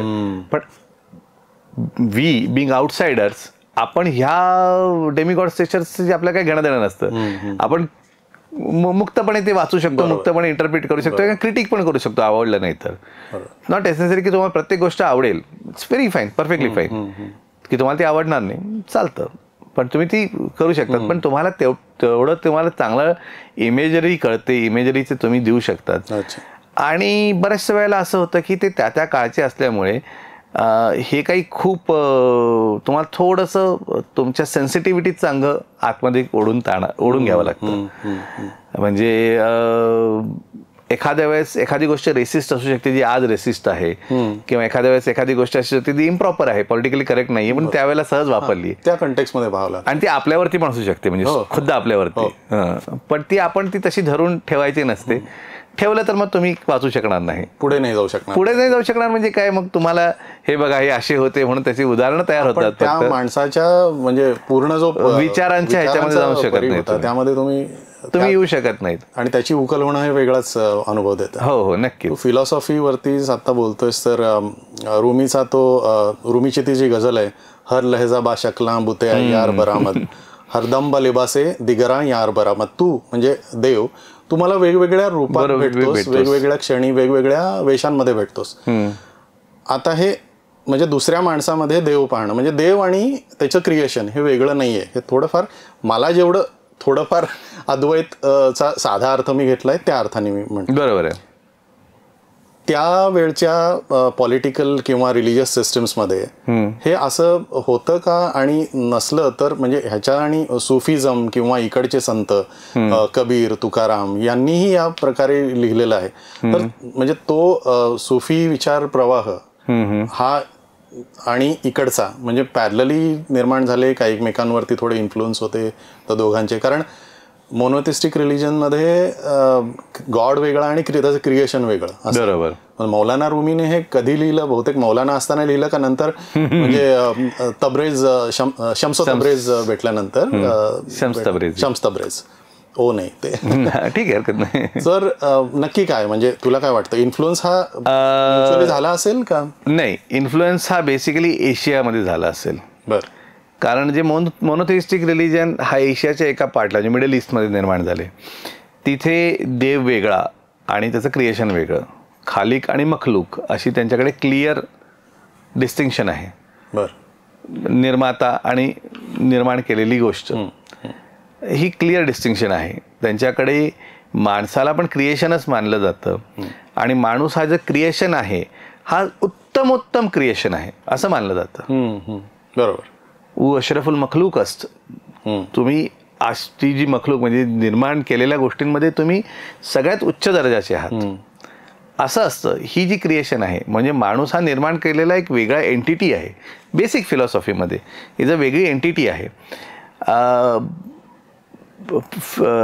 ज्याला म्हणतात ॲस्ट्रॉनॉमिकल गोष्टी किंवा फिजिकल गोष्टी, चंद्र, तारे, पाण्याचे म्हणजे नद्या, झाडं, प्राणी, हे सगळं निर्माण केलं हे माणसाला सर्व करण्यासाठी. हे त्यांची बेसिक फिलॉसॉफी आहे. म्हणजे this is a basic idea. Moment तुम्ही हळूहळू पुढे येत जातात. म्हणजे ऑक्सस नदी जर ओलांडली, ट्रान्स ऑक्सन असं म्हणतात, म्हणजे पर्शियामधली नदी इकडं या बाजूला ओलांडली, इकडं आलं ईस्टकडे, तर तुमची फिलॉसॉफी जम्प्स 180 डिग्री. ॲट तिथं तुम्ही जसं ईस्टर्न ह्याला येत जातात तिथं तुमची philosophy jumps 180 degrees. You understand की नाही माणूस आणि देव ह्याच्यामध्ये तुम्ही लोक खूप जास्त म्हणजे हळूहळू अद्वैत म्हणजे द्वैत मिटत ते अद्वैताकडे येतं. की आपण मानतो, आपण इन सेन्स ह्या भागातले लोक, की बाबा देव एकच आहे, देव वरती आहे आणि आपण सगळे देवाचे क्रिएशन्स आहोत. वेगवेगळे देव असू शकतात म्हणून तिकडे वेगळे देवच असू शकतात आणि आपल्याकडे वेगळे देव असू शकतात कारण we all believe that we are all part of something centralize, की आपण त्यांच्याशी असे कनेक्टेड आहोत. त्यांच्याकडे पण कनेक्शन मानलं जातं देवाशी, पण ते देवाशी जे कनेक्शन आहे ते इबादतचं आहे. आणि आपल्याकडे जे कनेक्शन इबादतचं आहे म्हणजे basically your bowing down to the will of God. Here your interpreting और your going into the will of God. So it's will of God is there, but त्याच्यामध्ये दोन ही आहे. तर ही जी त्यांना मध्ये मिळालेली असेल ही इकडं आल्यावरती म्हणजे ऑक्सस नदी ओलांडल्यावरती किंवा या मिडल एशियामध्ये किंवा हा जो पार्ट आहे तिथंच त्यांना मिळाली असेल ही, कारण ही तिथं मिळणार नाही. आता इथं जेव्हा मिळाली तेव्हा ही कुठून मिळाली असेल महत्त्वाचा, ही कदाचित भारतातून तिकडे गेलेली देणगी असेल किंवा तिकडचे असलेले बरेचसे धर्म. इस्लाम जसं पुढे येत गेला त्यांनी बाकीच्या धर्मांना अगदी झोरॅस्ट्रियनिझमपर्यंत म्हणजे झोरॅस्ट्रियन धर्मापर्यंत लोकांना त्यांनी त्यांच्यावरती कब्जा केला आणि दे सक्सीडेड. झोरॅस्ट्रियन्स जे पळून आले तिथून इथे शरणार्थी म्हणून जे आले तेच शेवटी पारसी आहेत ना, इकडचे वेगळे काय आहेत. तर ही लोक आपापली जी काही फिलॉसॉफी घेत होती, मिक्स्ड अप फिलॉसॉफी झालेली होती ती होतीच. यांना तो धागा त्यातला आवडला असायची खूप मोठी शक्यता आहे. नंबर 1. नंबर 2 इकडच्या संतांना नाही, तिकडच्या लोकांना. आणि सुफिझम. आता सुफिझम हा जो आला असं म्हणतात की सुफिझम हा जो पार्ट आला, सुफी ही फिलॉसॉफी आली, ही ब्रिज आली बिटवीन वेस्ट अँड ईस्ट. आता इथं वेस्ट म्हणजे not the European part of it but the western philosophy, म्हणजे मोनोथिस्टिक फिलॉसॉफी आणि पॉलिथिस्टिक फिलॉसॉफी, याच्यामधला जो ब्रिज म्हणून सुफी फिलॉसॉफी आली की ज्यांनी देव नाही, कारण ते देव डायरेक्टली म्हणणं दुसरा देव आहे हे म्हणणं हे खूप मोठं प्रॉब्लेम होतं. आणि त्याच्याशी तर प्रेम करायचं, त्याच्याशी तर जायचंच आहे, जवळ मिळायचं आहे, ह्याच्या जवळ जाणं ह्याच्यासाठी म्हणून त्यांनी गुरु हा मार्ग मधला एक निवडला की गुरुला मानलं आणि गुरुच्या आणि म्हणून मग ते गुरु शिष्याचं नातं जसं इकडं आपल्या परंपरा होती तशी ती त्यांच्यात सहज बसण्यासारखी होती, ऑफेंड करण्यासारखी नव्हती. आणि म्हणून मग ते गुरु हा जो परंपरा त्यांच्याकडे उद्भवली, त्यांच्याकडे सुद्धा आज सुद्धा गुरु परंपरा आहे, पण ती तशी नाही जशी आपण समजतो. गुरुचं चेला, चेल्याचं चेला, चेल्याचा चेला, अशी गुरु परंपरा आहे त्यांच्याकडे आणि ती सदैव राहते, ती काय जात नाही. आज सुद्धा ती लोक त्यांच्या याच्यामध्ये जी गुरु परंपरा आहे ती सांगू शकतात, स्वतःचं नाताची परंपरा सांगू शकतात. बरं, त्याच्यामध्ये वडील भरपूर वेळा गुरु असतात किंवा एखाद्या मोठ्या ऑर्डरचा म्हणजे सुफी ऑर्डरचा म्हणजे एखादा जो लीडर असतो त्याचा मुलगा लीडर, त्याचा मुलगा लीडर, त्याचा मुलगा leader, nominations can go on down the line. तर अशा केसमध्ये त्या लोकांनी ही जी आयडिया वापरली की तर त्या लोकांनी एक देवाचं प्रेम जे होतं ते माणसातर्फे असं सांगितलं की बाबा देवावरती जे प्रेम करायचंय, देवावरती ते डायरेक्ट प्रेम करू शकत नव्हते बिकॉज दे वर बाउंडेड बाय देअर लिमिटेशन. चौकट आहे. एक्झॅक्टली. वेगवेगळी रूपकं वापरता येत नाहीत, वेगवेगळी जास्त खूप मोठी रूपकं वापरता येत नाही. म्हणून त्यांनी काय केलं की त्यांनी प्रेम हा आधार धरला, कारण शेवटी कुठेही देवावरती त्यांना जे प्रेम करायचं होतं म्हणा किंवा गुरुवर जे प्रेम करायचं होतं, किंवा गुरुला डायरेक्ट देव म्हणू शकत नाही तर देवाच्या जवळ म्हणणार किंवा देवासारखं म्हणणार किंवा आपलं आणि गुरुचं नातं अद्वैताचं करणार. कुठली फिलॉसॉफी चांगली आणि वाईट असं बोलत नाही, तो भाग नाही. हा वेगळा भाग कसा आहे, ह्याचा फ्लेवर वेगळा आहे, ह्याचा फ्लेवर वेगळा आहे, त्याचा फ्लेवर वेगळा आहे. म्हणजे ते एक सुंदरचं येतं ना की तुम्ही एक चांगलं इल्युजन आहे की तुम्ही एखाद्या गोष्टीकडे बघत असतात तर तुम्हाला ती एका बाजूने तुम्ही जर बघितलं तर ती चौकोन दिसते आणि वरतून बघितलं तर ती तुम्हाला ती गोल दिसते. बरोबर. सो हेच आहे बेसिकली. पण ती गोल गोल गोष्ट आहे आणि चौकोन चौकोनी गोष्ट आहे. या दोन वेगळ्या गोष्टी आहेत. तुम्ही त्याच्याकडे बघतात कसं त्याच्यावरती आहे, पण दे आर नॉट सेम. ही सेम ॲपॅरेंटली वाटतात कारण द रिझन इज प्रेम. प्रेम हा जी गोष्ट आहे म्हणजे प्रेम, वात्सल्य, लगाव ज्याला म्हणतात, हा जो पार्ट आहे हा सगळीकडे कॉमन आहे. हा दोन मित्रांमध्ये असू शकतो, आई वडील म्हणजे आई वडील आणि पोरांमध्ये लगाव असतो, प्रेम असतं, प्रियकर प्रेयसीचं असतं, नवरा बायकोचं असतं, भाऊ बहिणीचं असतं. प्रत्येकाचं दुसऱ्यावरती we are connected with some sort of bond or the other आणि हा बॉन्ड आपण एक्सप्लोअर करतो. आता हे जे प्रेम सगळीकडे आहे, आपल्याकडच्या साधू संतांना जे प्रेम होतं, देवावरचं प्रेम होतं किंवा समाजावरती जे होतं ते त्यांनी देवावरचं जे प्रेम लिहिलं त्या प्रेमातून त्यांनी कवनं लिहिली, त्या प्रेमातून त्यांनी बाकी अभंग लिहिले, कुठे दोहे लिहिले गेले, कुठे हे प्रेम दाखवण्यासाठीचे लिहिले गेलेले आहेत. तिथं पण साधारणतः प्रेम दाखवण्यासाठीच लिहिले गेलेले आहेत. तर कुठेतरी ते आपल्याला सिमिलर वाटतं कारण the similarity is Prem, not the philosophy. म्हणजे मला एक फॅसिनेटिंग वाटलं की म्हणजे मला तेवढं माहिती नाही आहे तिकडच्या कल्चरविषयी तुझ्या एवढ्या अर्थात की फरीद अय्याज मला जेव्हा यूट्यूबच्या माध्यमातून मिळालं त्यावेळी Kabir, he is influence bye Kabir most of the, म्हणजे कव्वालीमध्ये त्याचे कबीराचे जास्त असतात आणि मीरा आणि कृष्णाची भजनं अर्थात ते कव्वाली टाईपने असतात. बरोबर. Like Farid Ayyaz was one of किंवा मेहदी हसन किंवा गुलाम अली एवढेच माहिती होते मला तो भेटेपर्यंत. पण पाकिस्तानमध्येही अशी म्हणजे या प्रकारची भजनं कव्वाल वगैरे असं तो फ्लो तिकडेही आहे. म्हणजे सुफिझम आणि हे मर्ज झालेलं आहे तिथे. पाकिस्तान ही सुफिझम, आजचं जे पाकिस्तान आहे मुख्यतः ते पंजाब आहे. मुख्यतः ते पंजाब आहे. आजचं जे पाकिस्तान आहे मुख्यतः पंजाब आहे. आणि हा एक छोटासा इंटरनल जोक पण आहे कारण तिकडं ते पंजाब डॉमिनेटेड आहे, तिकडचं सगळं सीन, मिलिटरी असो नाही ते हे असो. आजचा आपल्याकडचा पंजाबचा भाग खूप छोटा आहे, मेजर भाग त्यांच्याकडे गेला आहे जॉग्राफिकली ऑल्सो. तर ते जे आहे this was hotbed of Sufism. Sufism actually travels, see Pakistan always ते आपले वायव्य सरहद आहे आणि they always has been transit between two different philosophies. त्यांनी सगळ्यात जास्त आक्रमण घेतली आहेत, दिली आहेत, सगळं वॉटेवरती झालेली आहेत.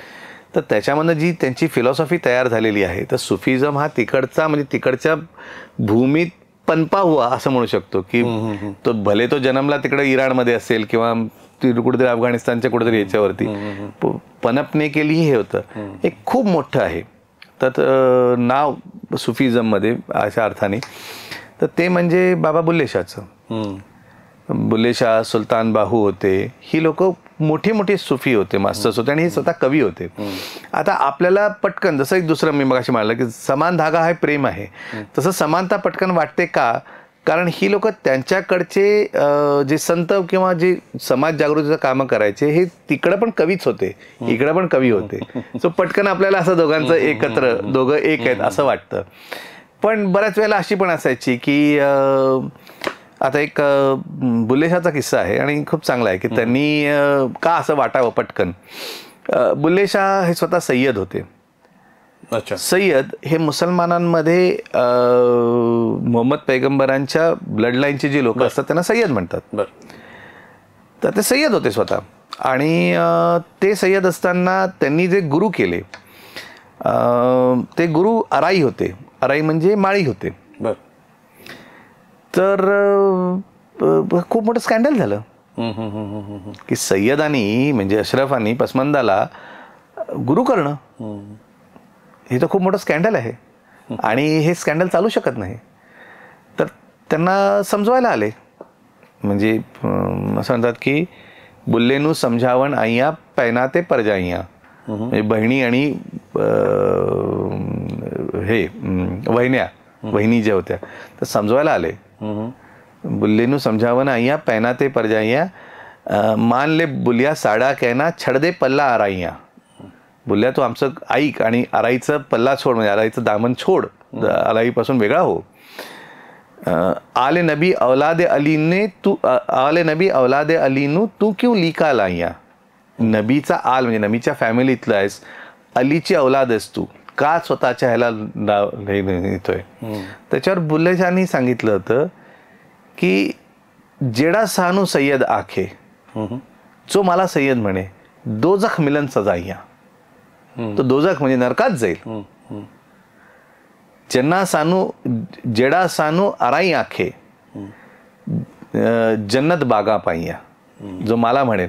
म्हणजे त्यांनी तो जो धर्म जो होता किंवा ते जे त्यावेळेचे कास्ट बाउंड्रीज, सोशल बाउंड्रीज होते, कास्ट बाउंड्रीजच होते एका रीतीने, या सोशल बाउंड्रीज होते, हे त्यांनी पण तोडले आहेत. अशा बऱ्याच जणांनी तोडले आहेत. आपल्याकडच्या लोकांनी पण तोडलेले आहेत. ते सोसायटीयल बाउंड्रीज ज्या जाचक होत जातात त्या तोडतात. म्हणून ह्या दोन गोष्टी पण एकत्र होतात. आपल्याला पटकन वाटतं की एकत्र आहे की काय, पण नाहीये. कारण इथं वेगळं कारण असतं, तिथं वेगळं कारण आहे. Okay okay. सो बेसिक पटकन तुमचं एकत्र येणं हे असतं, पण ते सिमिलॅरिटी वाटते. आणि ह्याच्यासाठी जर मध्ये समजायचं असेल तर Punjabi poetry is one of the very good nice way to understand Punjabi Sufi poetry. कारण ही त्याच्या ह्याच्यामधला ब्रिज आहे एका रीतीने सगळ्या अर्थाने, आणि तुम्हाला दोन्ही एलिमेंट सापडतात. आता पंजाबी पोएट्रीचं अजून दुसरी गंमत आहे की महाराष्ट्राचे संत गेलेच होते, नामदेव. आता तिथं ते भगत नामदेव म्हणून प्रसिद्ध झालेले. आपण त्यांना संत नामदेव असतो, भगत नामदेव 14-15 वर्ष राहिलेत आणि त्यांनी खूप मोठं तिकडं काम केलंय. तर तिकडचं सुद्धा म्हणजे त्या इकडून तिकडे इन्फ्लुएन्स गेलेला असणार आहे, तिकडून थोडासा इकडं आलेला इन्फ्लुएन्स असणार. आणि ideas travel, you cannot confine ideas. म्हणजे zero, the very famous example is zero. Zero was after all idea. Zero असं काही अस्तित्वात नाही, it's an idea. It travelled from India through Middle East to all the way to Europe. So ideas travel. So तुम्ही आज त्याचं you cannot से की हा नाही हा झिरो इकडचा, म्हणजे झिरो इन्व्हेंट व्हायच्या आधी काही हे नव्हतं का, ॲडिशन्स अँड सबस्ट्रॅक्शन्स होत नव्हते का, होत होते. पण डेसिमल प्लेस सिस्टीम जी होती त्याची जी आयडिया तयार झाली ती ट्रॅव्हल झाली, सेम वे ती ट्रॅव्हल होते आयडिया. तू आता पंजाबीचा उल्लेख केलास, तुला गुरुमुखी आणि नाही गुरुमुखी आता विसरलो, पण मी शिकला होतास. हो शिकलो होतो, पण आता बरं. तू तामिळनाडूमध्ये होतास तेव्हा तुला तामिळनाडूमध्ये शिकलो. That was born out of necessity, पण इट वॉज अ गेम. काय होतं तामिळनाडू असली तरी सगळे लोक नाही करत ते, नाही कंप्लेन करत बसतात किंवा नाही. काय होतं, मी चेन्नईला असताना त्यावेळेला मी एकटाच मराठी होतो जो सेल्स मध्ये होतो, which was on active sales, बाकी कोणीही नव्हतं. आणि हे मी अगदी म्हणजे व्यवस्थित सांगू शकतोय त्या अर्थाने कोणी नव्हतं. बरं, मी जायचो चेन्नई सोडून इतर, म्हणजे माझ्याकडे तामिळनाडू इंटरनल पण जायचो. इंटरनल सुद्धा जायची गरज नाही, थोडंसं चेन्नईच्या बाहेर निघालं की हायवेच्या, ठीक आहे, त्यांच्या इंटरनल पॉलिटिक्समुळे किंवा वॉट एव्हर ह्याच्यामुळे त्यांनी इंग्लिशमधलं सुद्धा जे सायन्स होत्या त्या सुद्धा काळ्या करून टाकलेल्या होत्या. ओके. आता मला जर का बसमधून जायचंय किंवा बरं, तो काळ आपला गुगल मॅप्सचा नव्हता. कधी 2008 नाही, दिस वॉज 2004-2005. Okay okay okay. तेव्हा मला ते जायचं लागायचं. तो गुगल मॅप्सचा काळ नव्हता आणि विचारूनच जावं लागायचं. बरं लिहिलेलं आहे, मला तिथं पोचायचं आहे, पण मला पाटी पण दिसते, पण पाटीवर लिहिलंय काय ते कसं कळणार? म्हणजे ठीक आहे त्याच्या बरं एखादे एक पाटी जाताना दिसले, त्याच्यावर बिबट्याचं चित्र दिसलं आणि त्याच्या खाली काहीतरी आकडे आणि अक्षर होते. आकडे मला कळले 6, 10 असे काहीतरी लिहिलेले आकडे आहेत. अरे पण लिहिलंय काय नक्की? 6ला येतो बिबट्या, 10ला जातो येतो, काय करतो मी? रात्रीतनं जातो येतो, काय होणार आहे? तर ह्याच्यासाठी मला शिकायचं होतं. पण एक खूप चांगलं झालं की गावात चेन्नईमध्ये इंग्लिशमध्ये आणि तमिळमध्ये दोन्हीमध्ये बोर्ड होते. तर ते दोन्ही म्हणजे वरचं इंग्लिश खालचं तमिळ, वरचं इंग्लिश खालचं तमिळ किंवा उलटं असायचं. मला पटापट ते इंटरप्रिट करता आलं की कसं असेल. आणि अर्थात म्हणजे नेट होतं ऑब्व्हियसली तेव्हा, तर नेटवरनं मला बेसिक्स गोष्टी मिळाल्या, स्क्रिप्ट मिळाली, हे मिळाली आणि मग ती वाचायला लागल्यावरती अर्थ कळायला लागले आणि हळूहळू तुम्हाला कळायला लागलं. दुसरी गोष्ट इंग्लिशची खूप मोठी मदत झाली तिथं आतमध्ये इंटरनली फिरायला, पटपट कळायला लागलं. म्हणजे असं व्हायला लागलं की एखादं लिफ्टसाठी थांबलो आहे आणि ते लिफ्ट खालीवरती कळत हे इंडिकेटर गेलेलं असेल तर ते विचारलं की ते पटकन ते विचारायचं की लिफ्ट उघडली, कोणतरी विचारतं ना आपण की खाली चाललोय का, तर पटकन विचारायचं किलं. आता किल म्हटल्यावरती माझं कधी कधी चेहऱ्यावरती व्हायचं, तर त्यांना कळायचं की ह्याला कळत नाही, ते पटकन डाऊन विचारायचे. मग दॅट वॉज गॉट रजिस्टर्ड की बाबा ह्याला हे म्हणायचं, ह्याला हे म्हणायचं. कामं आपलं होऊन जायचं, तर तोडकं मोडकं काम निघून जायचं त्याच्यामध्ये. नंबर भाषा वेगवेगळ्या शिकण्याचा ध्यास आहे आणि ऑपॉर्च्युनिटी मिळाली. इंजिनियर म्हणजे तू वेगळ्या क्षेत्रात काम करत असताना हे परस्यू करण्याचाही तुला छान आवड आहे. हो, ती आणि मिळाली आवड. कारण बऱ्याच जणांना माझ्यासारख्या म्हणजे काम करणार, आपलं काम सोडून, जसं जावेद अख्तर म्हणाले होते एकदा की जॉब से वापस आए, लैपटॉप खोल के बैठ गए, 1-2 पेग बनाए, हो गई म्हणजे काय अदब की म्हणजे त्याचा जो रिस्पेक्ट त्याच्यासाठी खूप सुंदर हे 2-3 शेर वाचले किंवा गुलाम अलीचे गझल लावले की झाले, आपली साहित्याची सेवा झाली आपली. एवढं. बोलत मी म्हणत होतो की त्यासाठी फार चांगलं म्हणजे हैदराबादमध्ये ऐकलं होतं की सुबह होती शाम होती जिंदगी यूं ही तमाम होती. एवढंच आपल्या आयुष्यात होतं. नाही पण ही अपॉर्च्युनिटी मिळाली. आता तुमच्यासारखे मित्र पण मिळाले आणि ग्रुप्स पण मिळाले. अर्थात नेट हा एक खूप मोठा आहे, सोशल मीडिया हे खूप मोठं, हे शाप आहे तर ठीक आहे, वेगळी गोष्ट आहे, पण हे खूप मोठं वरदान पण आहे. आणि या बाबतीत ते वरदान असं आहे की ते खूप पसरू शकतं आणि ते वेगवेगळ्या क्षेत्रात पसरतं पण. तुम्ही म्हणजे चांगलं पण आहे, वाईट पण आहे. भाषा ही भाषा म्हणून बघण्याचा दृष्टिकोन खूप म्हणजे आहे बऱ्याच जणांकडे, नाही असं नाही म्हणत, पण कधी कधी असंही होतं की कल्चर आणि रिलिजन आणि पॉलिटिक्स याला फार जोडलं जातं. मग मी प्रचंड जोडलं जातं. मी जेव्हा उर्दू शिकायला सुरुवात केली किंवा त्यानंतर थोडं जुजबी अरेबिक शिकलो, तेव्हा हा एक मोठा हे होतं की काय शिकायचं तुला अरेबिक? म्हणजे मला फिलॉसॉफी किंवा कुराण, मी कुठल्या गोष्टीवर टीका नाही करत आहे, पण मला त्यामध्ये इंटरेस्ट नाही. मला इंटरेस्ट आहे भाषा, एक भाषा म्हणून शिकण्यामध्ये. 22 देश जी भाषा बोलतात, मला त्या लोकांच्या पर्स्पेक्टिव्हनी जग पाहायचं होतं इन्स्टेड ऑफ आपला आणि वेस्टर्न पर्स्पेक्टिव्ह. पण अशा मला गोष्टी कळल्या म्हणजे की उर्दू मध्ये मी काही व्हॉट्सअप स्टेटस टाकलं तर कोणी काही डायरेक्ट बोलायचं नाही, अरे काय म्हणजे चाललंय, असं एक थोडंफार हे असं. हो, ती एक खूप मोठी गोष्ट आहे की तुमच्याकडे एक वेगळ्या अर्थाने पाहतात. आणि अर्थात त्याचं कारण पण तसं आहे. बऱ्याचशा वेळेला अशी थोडी उदाहरणं आहेत, अनफॉर्च्युनेटली ती उदाहरणं जास्त आहेत की लोक भाषा शिकताना त्या भाषे सोडून त्या इन्फ्लुएन्स होतून धर्मावरती इन्फ्लुएन्स होतात म्हणा किंवा त्याच्यावरती इन्फ्लुएन्स होता. ही खूप मोठी गोष्ट आहे आणि पुढं ती लोक सोसायटल नॉर्म्स तोडतात. सो ते तोडू नये असं पण वाटायसाठी असतं, पण ते काय असतं की ते थोडंसं ते समजू शकतो मी, पण त्याच्यामुळे लोकांना ती भीती येणं जरुरी आहे. पण त्याच्यासाठी एक खूप चांगलं सांगतो. म्हणजे जेव्हा मी आणि गुरुप्रसाद पर्शियन शिकायला आलो तेव्हा भारतातील संशोधन मंडळात आता सेक्रेटरी आहेत आणि खूप ज्येष्ठ इतिहास संशोधक आहेत पांडुरंग बलकवडे.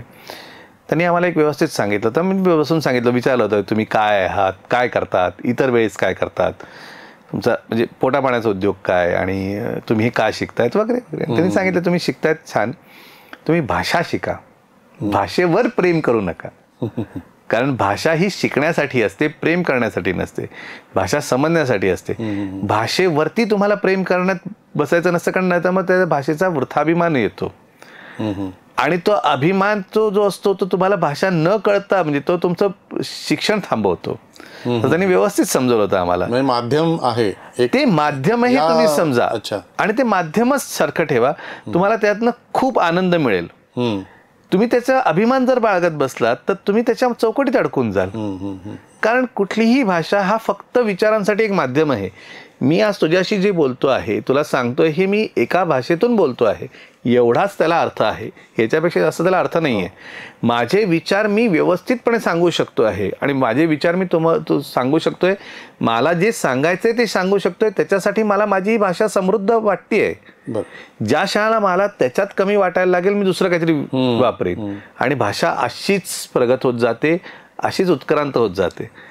तुम्ही तिला अडकवून ठेवण्यामध्ये खरं तर त्या भाषेचं नुकसान असतं. आता ह्याच्यावरच आपण एखादी गोष्ट मला खूप कॉम्प्लिकेटेड कोणाला सांगायची असेल किंवा माझ्या मनात जो भाव आहे तो व्यक्त करायचा असेल तर दोहे आपल्याकडे असतात. म्हणजे बडा भया तो क्या भया जैसे पेड खजूर, हे कबीराचं झालं मोठ्या माणसाविषयी बोलताना. तसं शेरो शायरीमध्ये गझलमध्ये एक कपलेट जो असतो 2 लाईन्समध्ये पूर्ण विचार व्यक्त होतो. बरोबर. म्हणजे यावेळेला तुम्ही अगदी म्हणजे उर्दू नकोच असं नाही करू शकत ना. नाही, करू नाही शकत. त्या 2 वाक्यांमध्ये 2 पानं 3 पानांचा माझा पूर्ण विचार. बरोबर आहे, बरोबर आहे. एक शेर कोट केला तर एक शेर तुम्ही कोट केला आणि प्रसंग ठेवून तुम्ही पटकन कोट केला तर तो इतका प्रभावी असतो की तो साधारणतः तुम्हाला हेच ठेवत नाही कुठे. तुम्हाला काय सांगायचं आहे की तुम्ही कदाचित 1.5 मिनिटाचं भाषण देण्यापेक्षा एक्झॅक्टली भापू तुमच्या व्यवस्थित पोचतात आणि व्यवस्थितपणे कळतात. ह्याच्यासाठी कदाचित म्हणजे तुम्ही म्हणजे या क्षणाला तुम्ही शेराला म्हणजे शेर शायरी जी आहे म्हणतात उर्दूमध्ये. आता उर्दू ही भाषा तुम्ही उर्दू म्हणून धरतायत, वास्तविक ती बऱ्यापैकी हिंदी आहे. हिंदीच खरं तर गालिबच्या काळात देखील आज ज्याला आपण उर्दू म्हणतो त्याला ते हिंदीच म्हणत असत. हो, गालिबने गालिबने कायदा लिहिला. कायदा म्हणजे मुलांचं प्रायमर लिहिलं, अगदी छोट्या मुलांचं फारसीचं प्रायमर लिहिलं. त्याच्यामध्ये त्याने अर्थात गालिब असल्यामुळे ते सगळं कवितेचंच लिहिलं आणि गालिबची कविता मोठं, तर त्यांनी त्यात एक छान वाक्य लिहिलं. मुलांसाठी तरी त्यांनी ठीक लिहिलं म्हणजे कळण्यासाठी. हो, उत्कृष्ट. नाही, गालिब लिहितो तेव्हा अतिशय उत्कृष्ट लिहितो कि अस्प जब हिंदी में घोडा नाम पाए. अस्प है म्हणजे अस्प म्हणजे घोडा पर्शियन मध्ये, कारण तो पर्शियन कायदा आहे की अस्प घोडा हा खूप जवळ वाटेल अश्वच्या आणि खरोखर खूप जवळ आहे. कारण शेवटी एक कॉमन भाषा आहेच. संस्कृत आणि पर्शियन जोड ही या अक्षरशः बहिणी आहेत. They are coming from something common language. So अस्प जब हिंदी में घोडा नाम पाए, ताजियाना क्यों ना कोडा नाम पाए. म्हणजे कोडा म्हणजे हंटर, त्याला ताजियाना म्हणतात. हा, हे त्यांनी त्याच्यामध्ये लिहिलं की हिंदी आणि पर्शियन समजवण्यासाठी. पण अस्प जब हिंदी में घोडा, आता हिंदी ही तर तो वापरतोय उर्दूच्या अर्थानेच, उर्दूच म्हणायचं त्याला, पण ते उर्दूला हिंदीच म्हणत होते त्यावेळेला. लिटरली हिंदी म्हणतात. फक्त आहेत की त्याच्यात फारसोद्भव शब्द जास्त आहेत आणि जी लिपी आहे ती पर्सो अरेबिक स्क्रिप्ट आहे. ही तुम्ही काढून टाका बाजूला. बरोबर. तुम्हाला उर्दू कळणं काहीही अवघड नाही. अलंकार वगैरे वापरताना तिकडून वापरले जातात. नाही, अलंकार हे शेवटी तिकडच्या भाषेतले ते इकडे येतात आणि ते इकडे रुजू पण शकतात. संस्कृत बेस्ड वापरले की ते हिंदी होते जास्त. असं पण नाही. हे फक्त त्यांना उत्तर म्हणून रिएक्टिव्ह म्हणून आलेलं आहे. हिंदी स्वतःची आहे. हिंदीचे स्वतःचे आता काही शब्द गेले पण असतील, संस्कृत उद्भव नाही वापरलेत म्हणजे, किंवा त्याचे जे होते ते त्यांचा वापरच कमी झाला आणि ते गेले. पण हा भाषेचा नॉर्मल प्रवास आहे. भाषा उत्क्रांत अशीच होते.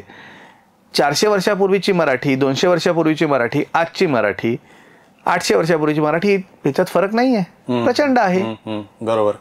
एखाद्या गोष्टींनी पॅराडाईम बदलतो. म्हणजे कसं की खिल्जी आक्रमणापूर्वीची मराठीमध्ये नसणारे पर्शियन शब्द पुढे आले, पण काय सगळेच पर्शियन शब्द आज राहिलेत. आज मराठीमध्ये आपण एवढे सारे पर्शियन शब्द बोलतो, म्हणजे नेटवर तर प्रचंड अवेलेबल आहे. एका फटक्यात दिलं की पर्शियन मराठीचं हे आहे. पर्शियन मराठीचा शब्दांचा जर इन्फ्लुएन्स बघितलं, हो नाही, पर्शियन मराठी शब्दांचा आपण जर का म्हटलं की तर नाही आहेत का, तर प्रचंड प्रमाणात आहेत. पण ते शब्द राहिले आहेत का, तर वापरात निघून गेलेत. अगदी मराठीतले सुद्धा.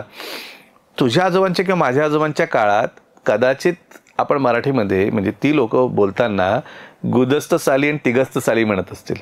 अच्छा. म्हणजे मागच्या वर्षी किंवा त्याच्या मागच्या वर्षी. आज म्हणतात, आज कोणीच म्हणत नाही ते. बरोबर. ते मराठीतलेच शब्द ते जातात, काही काही शब्द जातात, काही काही येतात, काही काही दे कम बॅक अगेन. पर्शियन फारसी भाषेकडून आपण बरेच शब्द घेतले, त्याचप्रमाणे म्हणी, वाक्प्रचार ते सुद्धा मराठीमध्ये आलेले आहेत. हो, आले आहेत ना. आणि आपण ज्यांना आपले समजतो त्यांचा उगम तिथे होता, असं उदाहरण आहेत तुझ्याकडे? हो, अगदी आवडीचं उदाहरण आहे. म्हणजे बऱ्याच वेळा दिलं जातं आणि येतं. जेव्हा वेगवेगळ्या राज्यात, आता ते हिंदू असतील नाही तर मुसलमान असतील, हे जे मुंशी होते, रायटर्स होते किंवा नवीस होते, नवीस इज रायटर, हे जेव्हा लिहित असत तेव्हा ती लोक अमुक एक पर्शियन म्हणी किंवा पर्शियन वाक्प्रचार, म्हणी म्हणण्यापेक्षा वाक्प्रचार वापरत असत. आणि तो वाक्प्रचार वापरताना त्याचं जेव्हा मराठी राज्य म्हणजे हिंदू राज्य आलं, जेव्हा मराठीत लिहायला लागले तेव्हा त्यांनी काय केलं की त्या लोकांनी फक्त भाषांतर केलं आणि ते वापरलं आणि नवीन ह्यांना वाक्प्रचारांना जन्म दिला. एक फेमस आहे की पर्शियनमध्ये कार म्हणजे काम आणि आमद म्हणजे येणे. तर एखादा माणूस जर का लढाईत गेला तर त्याला कार आमद असं म्हणायचे. त्याचं जेव्हा मराठीत केलं गेलं तेव्हा त्यांनी कामास आला असं सरळ करून टाकलं. त्याच्या आधी हा नव्हता, हा आला, हा असा वाक्प्रचार आला पर्शियनमधनं आपल्याकडे आला. आणि पर्शियनच्या रिलेटेड वाक्प्रचार हे आले, पण हा एक माझा सगळ्यात आवडता आहे की म्हणजे पटकन देतो आणि पटकन कळतो. कारण असा म्हणजे एखादा माणूस कामास आला म्हणजे, आणि त्याचा अर्थ असतो की तो हुतात्मा झाला, शहीद झाला, एखाद्या लढाईमध्ये तो गेला. तर ते पण हे जे पर्शियन होतं त्याचं अक्षरशः त्यांनी मराठी ट्रान्सलेशन तसं करून टाकलं. अशा काही काही ह्यांचं गोष्टींचं केलंय. जसं व हे प्रत्यय आहे, व हा प्रत्यय आहे. आता पर्शियन लिहिताना कॉमाज आणि हे काही नव्हते. मग 4-5 जणांची नावं लिहायची असेल तर डिफरन्शिएट कशी करणार? तर व या अक्षराने लिहायचे, म्हणजे जो वाव जे अक्षर आहे त्यांनी व हे लिहायचे आणि ते डिस्टिंग्विश करायचे. तर व हे डिस्टिंग्विश केलं तर ते व हे आणीसाठी पण अँडसाठी पण वापरलं जायचं. तेच तसं मराठीत आलं.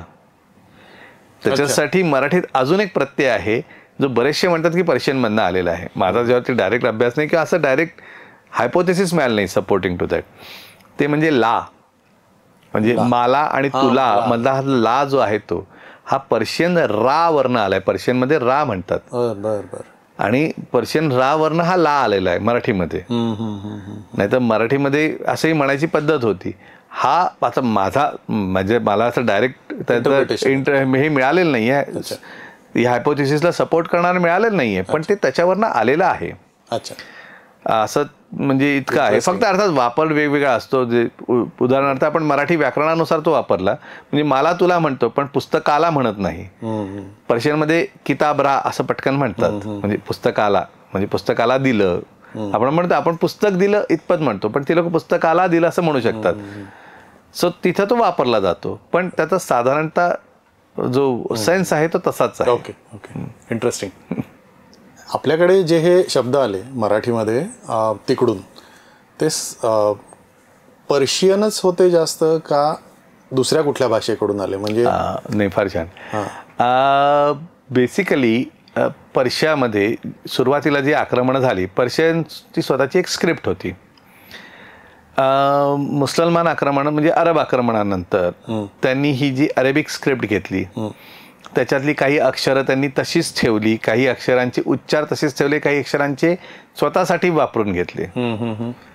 आणि पुढे म्हणजे ही अरब शब्द पण खूप आले. तिकडच्या वरती अरब लोक येऊन त्यांच्यावरती बसले, अरब लोक आले. तुर्कस्तानातनं तुर्की लोक आले, ते त्यांची भाषा घेऊन आले, कारण ते टेक्नॉलॉजी घेऊन आले होते. आणि ती टेक्नॉलॉजी होती तोफेची, गन पावडर टेक्नॉलॉजी, लढायची. तुर्कस्तान मधून आले, मेजरली आले होते ते, तिथून आले होते, ते त्यांची घेऊन आले. तर तोफ हा शब्द तुर्की आहे. अच्छा. आणि अरबी पण नाही, पर्शियन पण नाही आहे, पण तो मराठीत आलेला आहे. हा, तर तो तिकडून आलेला. सर ती लोक ती टेक्नॉलॉजी घेऊन आले. आता हे सगळेच्या सगळे जेव्हा आले, आपल्याकडे आले, तेव्हा आपल्याकडे येताना हे त्यांच्याबरोबरचं सगळं सामान घेऊन आले. म्हणजे फारसी शब्द आलेत, अरबी शब्द आले, तुर्की शब्द आले, हे सगळे आलेच. आणि आपण ते सगळे घेतले. आपल्यासाठी ते सगळे मुघल शब्द होते किंवा मुसलमान शब्द होते, ते आले आपल्याकडे आणि आपण ते तसे तसे घेतले. आता उदाहरणार्थ द्यायचं झाला तर किल्ला हा अरबी शब्द आहे. तो फारसी मधनं आपल्याकडे आलाय तो, म्हणजे तो अरबी शब्द आला सरळ सरळ. किंवा देवाचे शब्द, नावं, अरबी नावं. मुसलमान जी नावं आलीत म्हणजे काय, ती अरबी नावं आहेत बेसिकली. ती जी देवाची नावं आहेत ती नावं तशी तशी फारसीमधनं फिरून येतात. आता फिरोज जर का म्हटलं तर फिरोज हे अरबी नाही आहे, हे पर्शियन नाव आहे. तर म्हणून ती नावं आली, पण त्याच्याबरोबर आपल्याकडे अब्दुल पण आलं. बरोबर, हे अरबी नाव आलं, बरोबर, तिकडं फिरून आलं तिकडून. साधारणपणे पर्शियन शब्दाचा थोडा ढंग आणि लकब थोडी वेगळी असते, थोडी वेगळी, हे वेगळं असतं. बेसिकली काय आहे, या दोन म्हणजे पर्शियन शब्द हे ओळखायचे कसे. आता लिहिणं जी असतं, लिहिणं हा लिहिण्याचा एक भाग असतो की तुम्ही स्क्रिप्टमुळे ओळखू शकतात की अरबी शब्द हे अरबी अमुक एक गोष्टीनीच लिहिले जातात, अरबी उच्चारांनीच लिहिले जातात, अरबी त्याचा ओरिजिनल शब्द तसाच लिहिले जातो. आणि पर्शियन जे असतात ते पर्शियन ह्याने लिहिले जातात. पण हे सोडून सुद्धा अमुक एक गोष्टी ज्या असतात की ज्याच्यामध्ये ते वाढू शकतं. म्हणजे उदाहरणार्थ की शब्द तो कसा बदलतोय. आता उदाहरणार्थ की एखादा गोष्ट आपल्या जवळचा आणि आपल्या याचा असेल. हां, नॉलेजला आपल्यात म्हणतात, मराठीमध्ये म्हणतात ज्ञान. आणि तेच नॉलेज म्हणजे जाणणं, नॉलेज, टू नो, याला पर्शियनमध्ये इन्फिनिटिव्ह आहे, म्हणजे क्रियापद आहे दान. आता दान हे ज्ञानाचे खूप जवळ आहे. सो जो हुशार असतो, ज्याला माहिती असतं, नॉलेज असतो, तो दानीश्वर असतो. आणि मराठीत तो ज्ञानेश्वर असतो. म्हणजे आपल्या जवळ आहे ते. सो ते पर्शियन असायची शक्यता असते. दानीश्वर असा म्हणजे हो हो हो, कारण तो दानीश्वर आहे तो, आणि तो ज्ञानेश्वर आहे असायची खूप जास्त शक्यता असते, कारण ते आपल्या जवळ आहे. शेवटी पर्शियन ही जी भाषा आहे ही भाषा संस्कृतच्या खूप जवळ आहे आणि ही कॉमन एका भाषेमधून निघाली आहेत. तर त्यांचे जे शब्द आणि शब्दांची रूपं बदलली जातील ती एका फॉर्मॅटमध्ये बदलली जातील. Arabic whereas is Semitic language. Arabic, Hebrew and Aramaic are Semitic languages. पैकी Aramaic is now very rarely spoken, लेबनॉनच्या काही भागांमध्ये बोलली जाते. Arabic is widely spoken. Hebrew is revived again, but it was always a sacrosanct होती ती, पण ती रिवाइव्ह केली त्यांनी. ही एका फ्लोनी याच्यामध्ये शब्द बदलतात. म्हणजे ज्ञानाला त्यांच्याकडे शब्द आहे इल्म. कुठे? अरबीमध्ये. ओके, इल्म. तर जो ज्ञानी असतो तो आलिम असतो. आता the flow of the derivative of words बदलला आहे. तो आय थिंक 3 रूट, एक्झॅक्टली 3 अक्षर रूट, आणि त्याच्यामधनं त्याचा डेरिव्हेशन्स मध्ये येत जातो. पण हे तुम्हाला कळत जातं. आता गंमत अशी आहे, आपण ज्ञानेश्वर पण घेतलेला आहे. ज्ञानेश्वर आपल्याकडे आहेच शब्द, म्हणजे ज्ञान आहे, दाना आहे, हे घेतलेलं आहे. पण आपण पटकन जाऊन इल्म घेतला, आणि इल्म म्हणजे ज्ञान, आणि इल्मचं खाली आपण त्याचं इल्लम करून टाकलं. इल्लम म्हणजे आयडिया, अशा अर्थाने तो करून टाकलं. असे बरेचसे शब्द पटकन येतात, हे होतात. तर पर्शियनमध्ये असलेले शब्द सुद्धा आपण दुसऱ्या भाषेचे शब्द सुद्धा घेतलेले आहेत, कारण ते पर्शियन आले. अशी पण एक शक्यता आहे, म्हणतात की महाराष्ट्रात अरबी शब्द स्वतःहून आले, बिकॉज आपल्याला समुद्र किनारा आणि तो अरबस्तानाच्या जवळ आणि ट्रेडर्स होते त्यांच्याबरोबर आलेला. ठीक आहे, म्हणजे आता हवा, दुकान हे अरेबिक शब्द, आता ते त्यांचे आहेत का आपले माहिती नाही, पण हा म्हणजे बरेचसे असे, हा हवा, दुकान असे बरेचसे येतात जातात. आता आपण काय काय गोष्टी म्हणू शकतो, जसं आंबा. आता आंबा आपल्याकडे आपण आंबा म्हणतो, आणि फारसीमध्ये पण आंबाच म्हणतात. फारसीमध्ये पण आंबा म्हटला जातो तो. आता गंमत अशी आहे की आपण त्याला आंबा म्हणतो आणि ती लोक त्याला आंबा म्हणतात. आता इकडून तिकडे गेला, तिकडून इकडे आला, हे सांगणं तसं कठीण आहे. देवाणघेवाण चालू राहते. पण काही काही गोष्टी चांगल्या सांगितल्या जातात. म्हणजे आता उदाहरणार्थ ज्युईश लोक आपल्याकडे आले, राहिले 2000 वर्षानंतर, त्यांचं परत इस्रायल तयार झाल्यावरती परत तिकडे गेले, कोकण किनाऱ्यावर राहिले, आंब्याचं लोणचं खाल्लं त्यांनी आणि त्यांना आंब्याचं लोणचं आवडलं. ते आपल्याबरोबर जाताना आंब्याचं लोणचं घेऊन गेले. आता ते आंब्याचं लोणचं जेव्हा तिथे घेऊन गेले तेव्हा त्यांचं जे फलाफल असतं तिथं ते तसे गरीबच गेले, फलाफलचे स्टॉल लावले आणि आंब्याच्या लोणचाचा खार लावायला लागले तिथे ॲज अ हे ड्रेसिंग. तर तिकडच्या लोकांना पण ते फार आवडलं. तिकडच्या लोकांनी पण खाल्लं नव्हतं ना, आंब्याचं लोणचं कोणाला नाही आवडणं. आता गंमत अशी झाली, त्यांनी विचारलं, त्या लोकांना विचारलं असेल की हे काय, त्यांनी सांगितलं दिस इज कॉल्ड आंबा. आता ते जो लोणच्याचा खार ते ड्रेसिंग म्हणून लागतं, हमस सारखं लावतात, त्याला ती लोक तिकडे इस्रायलमध्ये आंबाच म्हणतात. इस्रायलमध्ये येतात अमेरिकेचे लोक, तर अमेरिकेत सुद्धा हा शब्द गेला, म्हणजे तो असा उलटा पालटा गेलाय की त्याला ते आंबा म्हणतात. कारण for them it is like आंबा. असे पण काही काही गमती होतात भाषेमध्ये. पण ठीक आहे, त्या मराठीतून इकडून तिकडे दिलेले आहेत. पण आता मराठीत अर्थात खूपच जास्त फारसी शब्द आलेत. इंटरेस्टिंग. मला एक विरोधाभास, डायकोटोमी अशी वाटते की उर्दूविषयी विशेषतः जावेद अख्तर त्यांचं उदाहरण परत एकदा देतो की त्या आणि काही तज्ज्ञ जे आहेत की भाषा बदलत जाते आणि उर्दू बदलत जाते, यावरती बरंच बोललेले आहेत. पण तलफुज जो आहे, उच्चार आहे, त्याविषयी खूप कटाक्षाने पाळला, म्हणजे त्याची टरही उडवलं जाते, एखादा उच्चार वेगळा ह्यानी केला.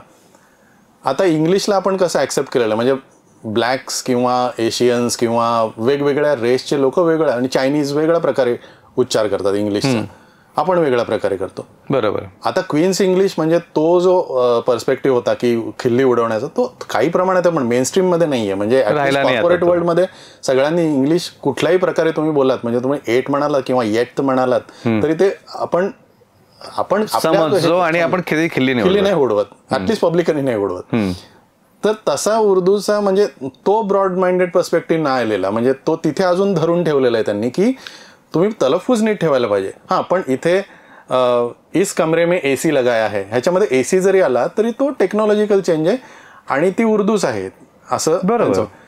पण तलफुजमध्ये हा धरून ठेवलेला आहे, असं का? म्हणजे त्याच्यामध्ये असं आहे की मला एक विचार येतो की ती ग्लोबल लँग्वेज व्हायची अशी त्याची आकांक्षाच नसेल उर्दूची, आणि कदाचित तो स्पेशल फ्लेवर त्यांना ठेवायचा आहे, असं काही आहे की I cannot put it in words. मी थोडंसं असं म्हणू का की तुला असं विचारायचं आहे की उर्दू जी आहे ही अजून जुन्या चौकटीमध्ये किंवा जुन्या ह्याच्यामध्ये तशी अडकलेली आहे आणि नवीन पण आहे, अशी डायकोटॉमी बघतोयस का तू की ती जुनी आहे आणि नवीन पण आहे? माझ्या मते हे this is related to a different event. म्हणजे माझ्या मते उर्दू अर्थात ही भाषा इव्हॉल्व झाली कारण ती मिक्स्ड भाषा म्हणूनच इव्हॉल्व झाली आणि ती काळाची गरज होती म्हणून ती इव्हॉल्व झाली. दिल्लीच्या आसपास लखनौ पण म्हणूया किंवा या बाजूला दिल्लीला सेंटर ठेवून एका बाजूला लाहोर ठेवू आणि एका बाजूला लखनौ ठेवू आपण. इथं ती उर्दू आली, इथं ती इव्हॉल्व झाली. बरं, त्याच्या आधी उर्दू इकडं इव्हॉल्व झाली होती दख्खनमध्ये, म्हणजे हैदराबादच्या जवळ. ती उर्दू वेगळी म्हणून, पण ती द प्रोसेस बिगेन सिमिलर. म्हणजे मिक्सिंग सिमिलर व्हायला लागलं. इकडं हा केक झाला, तिकडे ती पेस्ट्री तयार झाली. मला आता दखनी उर्दू मध्ये म्हणजे तुम्ही मराठी बोलताय का तेलुगू शब्द आहे का हा कन्नड शब्द आहे, म्हणजे वो पड्या गिऱ्या वगैरे असं काही, म्हणजे ते दखनी उर्दू मध्ये चालून जातं.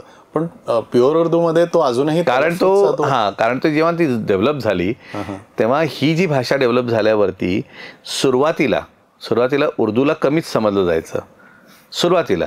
नंतर ती अशी खेचलेली. बरं, त्यात सुद्धा रेखता आणि रेखती हे दोन वेगळे हे होते, ट्रेंड्स होते. पण त्या ह्याच्यामध्ये, त्या केसमध्ये जेव्हा उर्दू पुढं डेव्हलप झाली तेव्हा दिल्ली आणि लखनौमध्ये म्हणजे किंवा रामपूरमध्ये यांच्यामध्ये स्वतःची एक, कारण त्या भाषेचं व्याकरण अजूनही ते व्याकरण त्यांनी हिंदीचं घेतलं असलं तरी त्यांना काही गोष्टी अजून त्यांना पर्शियन अंगाने हव्या होत्या, पण पर्शियन अंगाने त्यांना त्या मिळत नव्हत्या आणि ते जे बोलणारे होते त्यांना ते पटकन हिंदी अंगाने स्वीकार करायचा नव्हता. म्हणजे खूप चांगलं सांगायचं तर पर्शियन अंदाज, जसं पर्शियनमध्ये स्त्रीलिंगी किंवा पुल्लिंगी अशा काही गोष्टी नाही आहेत, कारण जेंडरमध्येच नाही आहेत तिकडं. तर जेव्हा उर्दू शब्द जेव्हा घेतले गेले आणि हिंदी व्याकरणाने चालवले, म्हणजे पर्शियन शब्द घेतले गेले आणि हिंदी व्याकरणाने चालवले गेले, तेव्हा त्यांना जेंडर, कारण हिंदीमध्ये जेंडर आहे, जेंडर देणं. आता जेंडर कुठलं द्यावं का कुठलं नाही, पण दही खाया या दही खाई ह्याच्यावरनं दोघांचं झालं. हे रिझॉल्व्ह झालं पण असतं, हे याच्यामध्ये एक युनिफॉर्मिटी आली पण असती. पण प्रॉब्लेम उलटा झाला की मध्ये फाळणी झाली. फाळणीच्या वेळेला प्रचंड मुस्लिम विरोधी मतांच्या ह्याच्यामध्ये उर्दूची जी इव्हॉल्वमेंट ॲज अ लँग्वेज म्हणून जी होती ती मुसलमानांची असाइंड होऊन तिकडं निघून गेली. बरं, तिकडं सुद्धा ती शांतपणे राहिली नाही. तर तिकडे ती सुपर इम्पोज केली गेली. तिकडच्या राज्यकर्त्यांनी तिकडच्या भाषांना काढून सुपर इम्पोज केली. आता त्यांनी ती आपल्या भाषेनुसार चालवली. एकदा सुपर इम्पोज झाल्यावरती त्यांनी ती चालवली, पण त्यांनी आपल्या भाषेनुसार चालवली. म्हणून तेव्हा जी तिकडं चालली तर तिकडं पण फरक पडला. आज जर घेतला तर आज वेगळीच उर्दू तिकडं निर्माण झाली आहे. दिल्लीची वेगळी आहे, दिल्लीची गेली आहे. दिल्ली त्याच्याबरोबरची नुसती उर्दू नाही तर उर्दू बरोबर उर्दूची एक सेकंड डायलेक्ट तयार झाला होता, करखनदारी. तो पण गेलाय त्याच्यामध्ये. म्हणजे आता तो करखनदारी पण गेली, हळूहळू जातेच आहे ती. आणि इकडे लखनौला जी जी तयार झाली होती ती सुद्धा जाती आहे, म्हणजे ती पण जाईल. तर उर्दूमध्ये नेमकं असं झालं. मग शेवटी त्यांच्याकडे उरलं काय स्वतःच्या ह्याच्यासाठी दाखवण्यासाठी, कारण उर्दूला जिओग्राफी नाही आहे.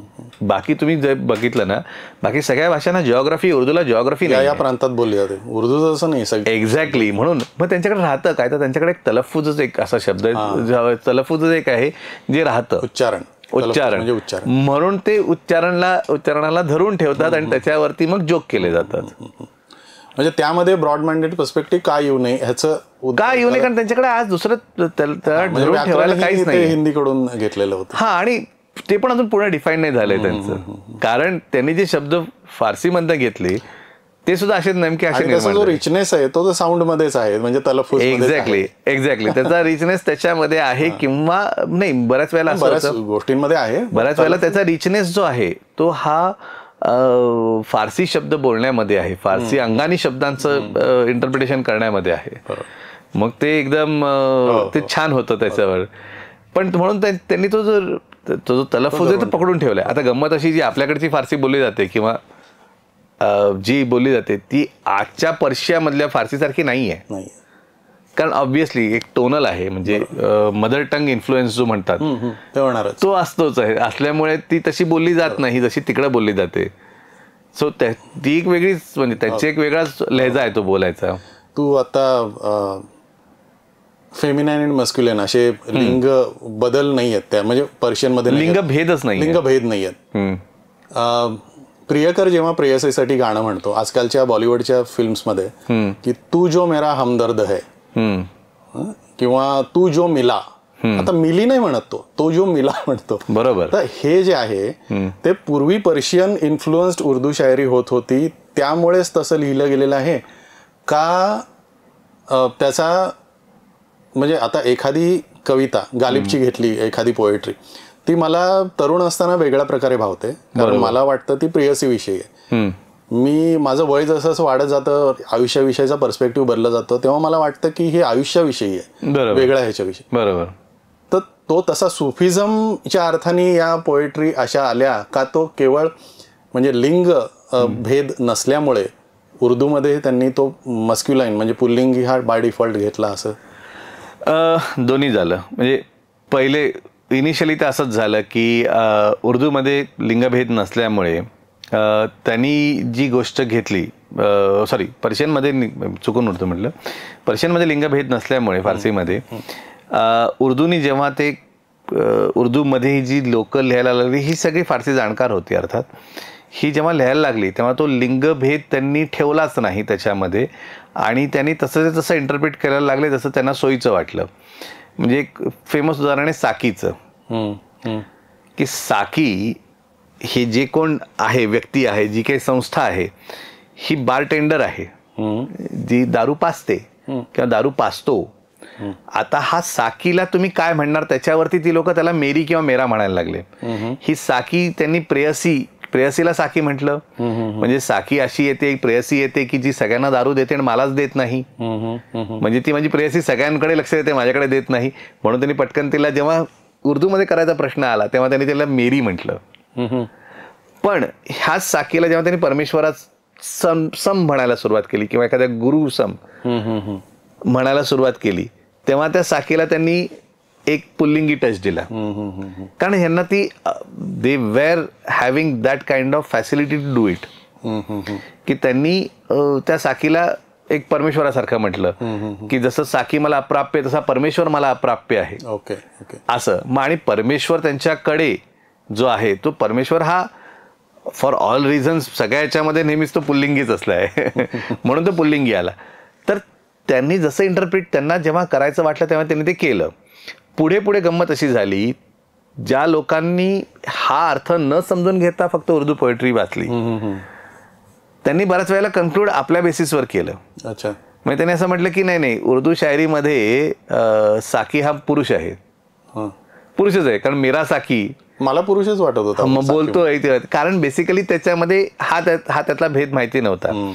मग त्याच्यामध्ये त्यांनी हे पण केलं की अरे ती बाला नसेल, ते छोटे पोरं असतील जे दारू देत असतील म्हणून त्याला गोंडस पोरांना म्हणत असतील, असं खरोखर होत होतं का नव्हतं, रादर नसेलच होत असं प्रत्येक वेळेला का होणार आहे, म्हणजे नसेल ते रूपक वापरलेलं आहे. तर बऱ्याच वेळेला म्हणून ते येतं की त्या अर्थाने पुरुष आणि स्त्रीचा भेद जो आहे, पण तो पुढे उर्दू शायरीत आला आणि उर्दू शायरीतून मग तो हिंदी गाण्यांमध्ये आला किंवा हिंदी याच्यामध्ये आला की मेरा हमदम म्हणायचं किंवा हे, पण अर्थ त्याचा तोच असतो, मेरीच्या ऐवजी मेरा. हा. आणि तसंच हळूहळू सेकंड इन्फ्लुएन्स असा येत गेला की म्हटलं तर हा शेर प्रेयसीसाठी, म्हटलं तर हा देवासाठी आहे. आणि हे कुठे वेगळं नाही झालं बरं का, हे आपल्याकडे पण झालेलं आहे. जर का उत्तर काळामधल्या, उत्तर पेशवाईच्या काळामधल्या अशा म्हटल्या तर त्यावेळेला म्हणजे होनाजी बाळाच्या जे काही लावण्या असतील, या लावण्यांच्या म्हणजे लावण्या बाय डिफॉल्ट शृंगार पाहिजेत, पण पुढे ते शृंगाराचे पण कंटाळायला लागतो एका लेवलला. मग तसं म्हणजे कळायला जुहूद सुरू होतं की देवाचं आणि ह्याच्या गोष्टी सुरू होतात की म्हटलं तर ती प्रेयसीची, म्हटलं तर ती देवाची लावणी, असंच म्हणजे देव असं होऊ शकतं. हे पण पटकन तयार होऊ शकतं. हे पण तिथं पण झालं, आपल्याकडे पण झालं. अगेन मग असा जो पॉईंट होता की पटकन सिमिलरिटी का वाटते, कारण शेवटी माणसंच आहे. सो तसं आहे. त्याच्यामध्ये बऱ्याच वेळेला असं होतं की प्रियकर म्हणजे एखाद्या गुरुसाठी, एखाद्या याच्यासाठी, आणि हो त्यांना ती समर्पण भावासाठी ती पटकन कविता सापडली आणि त्यांनी त्याचा एक्सप्लॉइट करून म्हणजे त्याचा वापर करून घेतला, एवढाच त्याच्या मागचा अर्थ आहे. अच्छा.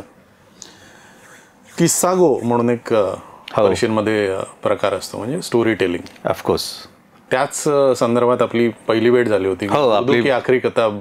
बरोबर आहे. तो प्रकार काय आहे आणि ती ट्रॅडिशन आता कोणी करतं का, आपल्याकडे तशा ट्रॅडिशन्स होत्या का, काय असतो तो प्रकार, हे आपल्या प्रेक्षकांसाठी तुझं? आपल्याकडे जर का आपण म्हटलं तर आपल्याकडे एक त्याच्या सिमिलर असं होतं प्रकार होता, ते म्हणजे नारदीय कीर्तन परंपरा. बर. नारदीय कीर्तन ह्याच्यामध्ये कीर्तनकार बुवा हे तुम्हाला जी एखादी गोष्ट सांगत आणि ती गोष्ट वेगवेगळ्या अर्थाने सांगत, म्हणजे एखादी गोष्ट किंवा एखादं सुरुवात एखाद्या आयडिया घेऊन करायची की बाबा ही अशी आयडिया आहे, एखादी आर्या साकी दिंडी यांनी सुरुवात करायची. मग त्याच्यासाठी एक पौराणिक गोष्ट, एक कंटेम्पररी गोष्ट असं ते सांगून तुम्हाला त्याचा मॉरल ऑफ द स्टोरी सांगायची. किंवा हरदास होते, वेगवेगळ्या कथा सांगायच्या, कथा इंटरप्रिट करताना, किंवा प्रवचनकार होते, हे आपल्याकडे होते. नुसतेच आपल्याकडे नव्हते तर अशा प्रकारचे देवर स्टोरी टेलर्स हे युरोपमध्ये पण खूप होते. युरोपमध्ये हे story tellers wandering story tellers असायचे, गाव टू गाव फिरायचे, एंटरटेनमेंटचं दुसरं काही साधन. एक्झॅक्टली. मग ते स्टोरीज इकडून तिकडे घेऊन जायचे. ते कथा राज्यांच्या सांगायचे, ते कथा देवांच्या सांगायचे, सगळं सांगायचे. आणि ती कथा एखादी गोष्ट, एखादी थीम असेल की ती पुढे एक्सप्लोइट करत जायची, हळूहळू सेटल्स डाऊन टू समथिंग. फारसीमध्ये अर्थात किस्सा गोई होती, पण ती किस्सा गोई इकडं जास्त सुरुवात झाली आणि इकडं अमीर हमजाची किस्सा गोई सुरू झाली आपल्याकडे भारतामध्ये. अच्छा. आणि मग तो किस्सा गो जो होता तो बसून किस्सा सांगायचा. आणि अमीर हमजाचं एक मिथिकल कॅरेक्टर आहे आणि ते मिथिकल कॅरेक्टर मग अमुक एक ठिकाणी जातं आणि अरबी सुरत चमत्कारिक कथांचाच पॅटर्न असतो. बरं, आता तो हिरो आहे, मग त्याचा एक अमर अय्यार नावाचा एक साईड किक आहे जो अय्यार आहे, म्हणजे जो लवाडी करतो, जो जादू करतो, मॅजिक करतो, आणि तो इकडून तिकडे जातो आणि तो म्हणजे तो कॉमिक रिलीफ पण देतो, तो हे पण करतो. आणि ही किस्सा हे 2 जण 3 जण मिळून सांगायचे. नुसताच किस्सा सांगून कंटाळला म्हणून त्यांनी काही पॅनल्स पण रंगवलेले होते जिथे डिस्प्ले पण करायचे, दाखवायचे पण त्याच्याबरोबर, म्हणजे ती सांगितली जायची. जशी शॅडो पपेटिंग जी स्टोरी होती आपल्याकडे, शॅडो पपेटिंगची जी परंपरा होती किंवा पपेटिंगची होती, ही एखादी गोष्ट ऑडिओ आणि मग व्हिज्युअल ह्यांनी सांगितली जाते, तसा हा किस्सा गो सुरू होता. आणि हे एकेकाळी खूप, कारण त्याला मिनिमम गोष्टी लागतात, एक माणूस लागतो, बसायला लागतो, जागा लागते, थोडंसं पाण्याचं भांडं लागतं आणि पुढे पब्लिक लागते, म्हणून ते पटकन हिट झाली. अर्थात ती श्रीमंतांमध्ये सीट होती कारण परवडणार नाही, आणि पुढं सगळंच गेलं आणि ती परंपरा पण गेली. मला वाटतं शमसूर रहमान फारुकी म्हणून आहेत ते, त्यांनी ही परंपरा परत रिवाईव्ह केली. हे दिल्लीला राहणारे होते आणि उर्दूमधले खूप वरच्या दर्जाचं, पर्शियनमधले पण खूप वरच्या दर्जाचं नाव होतं. त्यांनी ही परंपरा आणि त्यांनी ही शिष्य खूप नवीन सुरू केली आणि त्यांनी एक चांगला टच दिला की त्यांनी भारतीय गोष्टी, राजस्थानमधल्या गोष्टी ह्या त्यांनी सांगायला प्रयत्न केला. आणि त्यांचे शिष्य जे आहेत, मेजॉरिटी आहेत त्याचं त्यांचे शिष्य आहेत, काही सेल्फ टॉट असतील, काही टॉट बाय हिम असतील, हे पुढे जाऊन किस्सा सांगायला लागले, हे बसून किस्से कहाण्या सांगायला लागले आणि ह्यांनी किस्साची परंपरा नवीन निर्माण केली. माझ्या हिशोबाने ज्यावेळेस आपण होतो ज्या हिशोबाने ती म्हणजे जी जायला पाहिजे होती तेवढी गेली नाहीये, पण समथिंग इज देअर आणि एखाद वेळेस it can take up also. म्हणजे I am most hopeful for it की स्टोरी टेलिंगचीच गोष्ट यावी, कारण स्टोरी टेलिंग सारखं छान काही नसतं, कारण it keeps people engaged. So तेवढी ती सांगणारे म्हणल्यावर लगेच कान टव करतात. Exactly, it keeps engage. आता म्हणजे थोडंसं नवीन ह्याच्या पिढीमध्ये मला, कारण गोष्टी सांगणाऱ्या आता आजी आजोबा देखील कमी झालेत, सो समहाव वी पटकन त्याच्याशी असोसिएट करतो. पण ती किस्सा गोची जी गोष्ट आहे की ती किस्सा असेल आणि ती किस्से सांगण्यात ही फार मजा असते. आणि छोटे छोटे किस्से, मोठे मोठे किस्से, आणि आता ते it is not limited to one, तुम्ही सांगू शकतात तेवढे. ओके ओके, अच्छा, छान. इतिहास संशोधन करताना पर्शियन आणि तू कानडीचा उल्लेख केलास, त्याबरोबर मोडी लिपी ही सुद्धा आहे. मोडी लिपी का तयार झाली? म्हणजे ते एकतर ती अशी कंटिन्युअस वाटते, अशी रनिंगमध्ये. ते रनिंगच आहे. वाचायची कशी ती? प्रॉब्लेम मोडी सारखं वाटतं, मराठी सारखं दिसतं, मराठीच आहे, फक्त ती लिपी जी आहे, लिपीली स्वतःची एक हे बनवली. काय झालं, एक ठीक आहे, तर मोडी लिपी जी म्हणतात की हेमाडपंतांनी सुरू केली वगैरे वगैरे, आपण हा सगळा भाग बाजूला ठेवून देऊया. मुख्यतः तो काळ असा होता की त्या काळात झेरॉक्सेस नव्हते, कार्बन्स नव्हते, पण राज्य चालण्यासाठी अमुक एक सिस्टम्स इन प्लेस होते.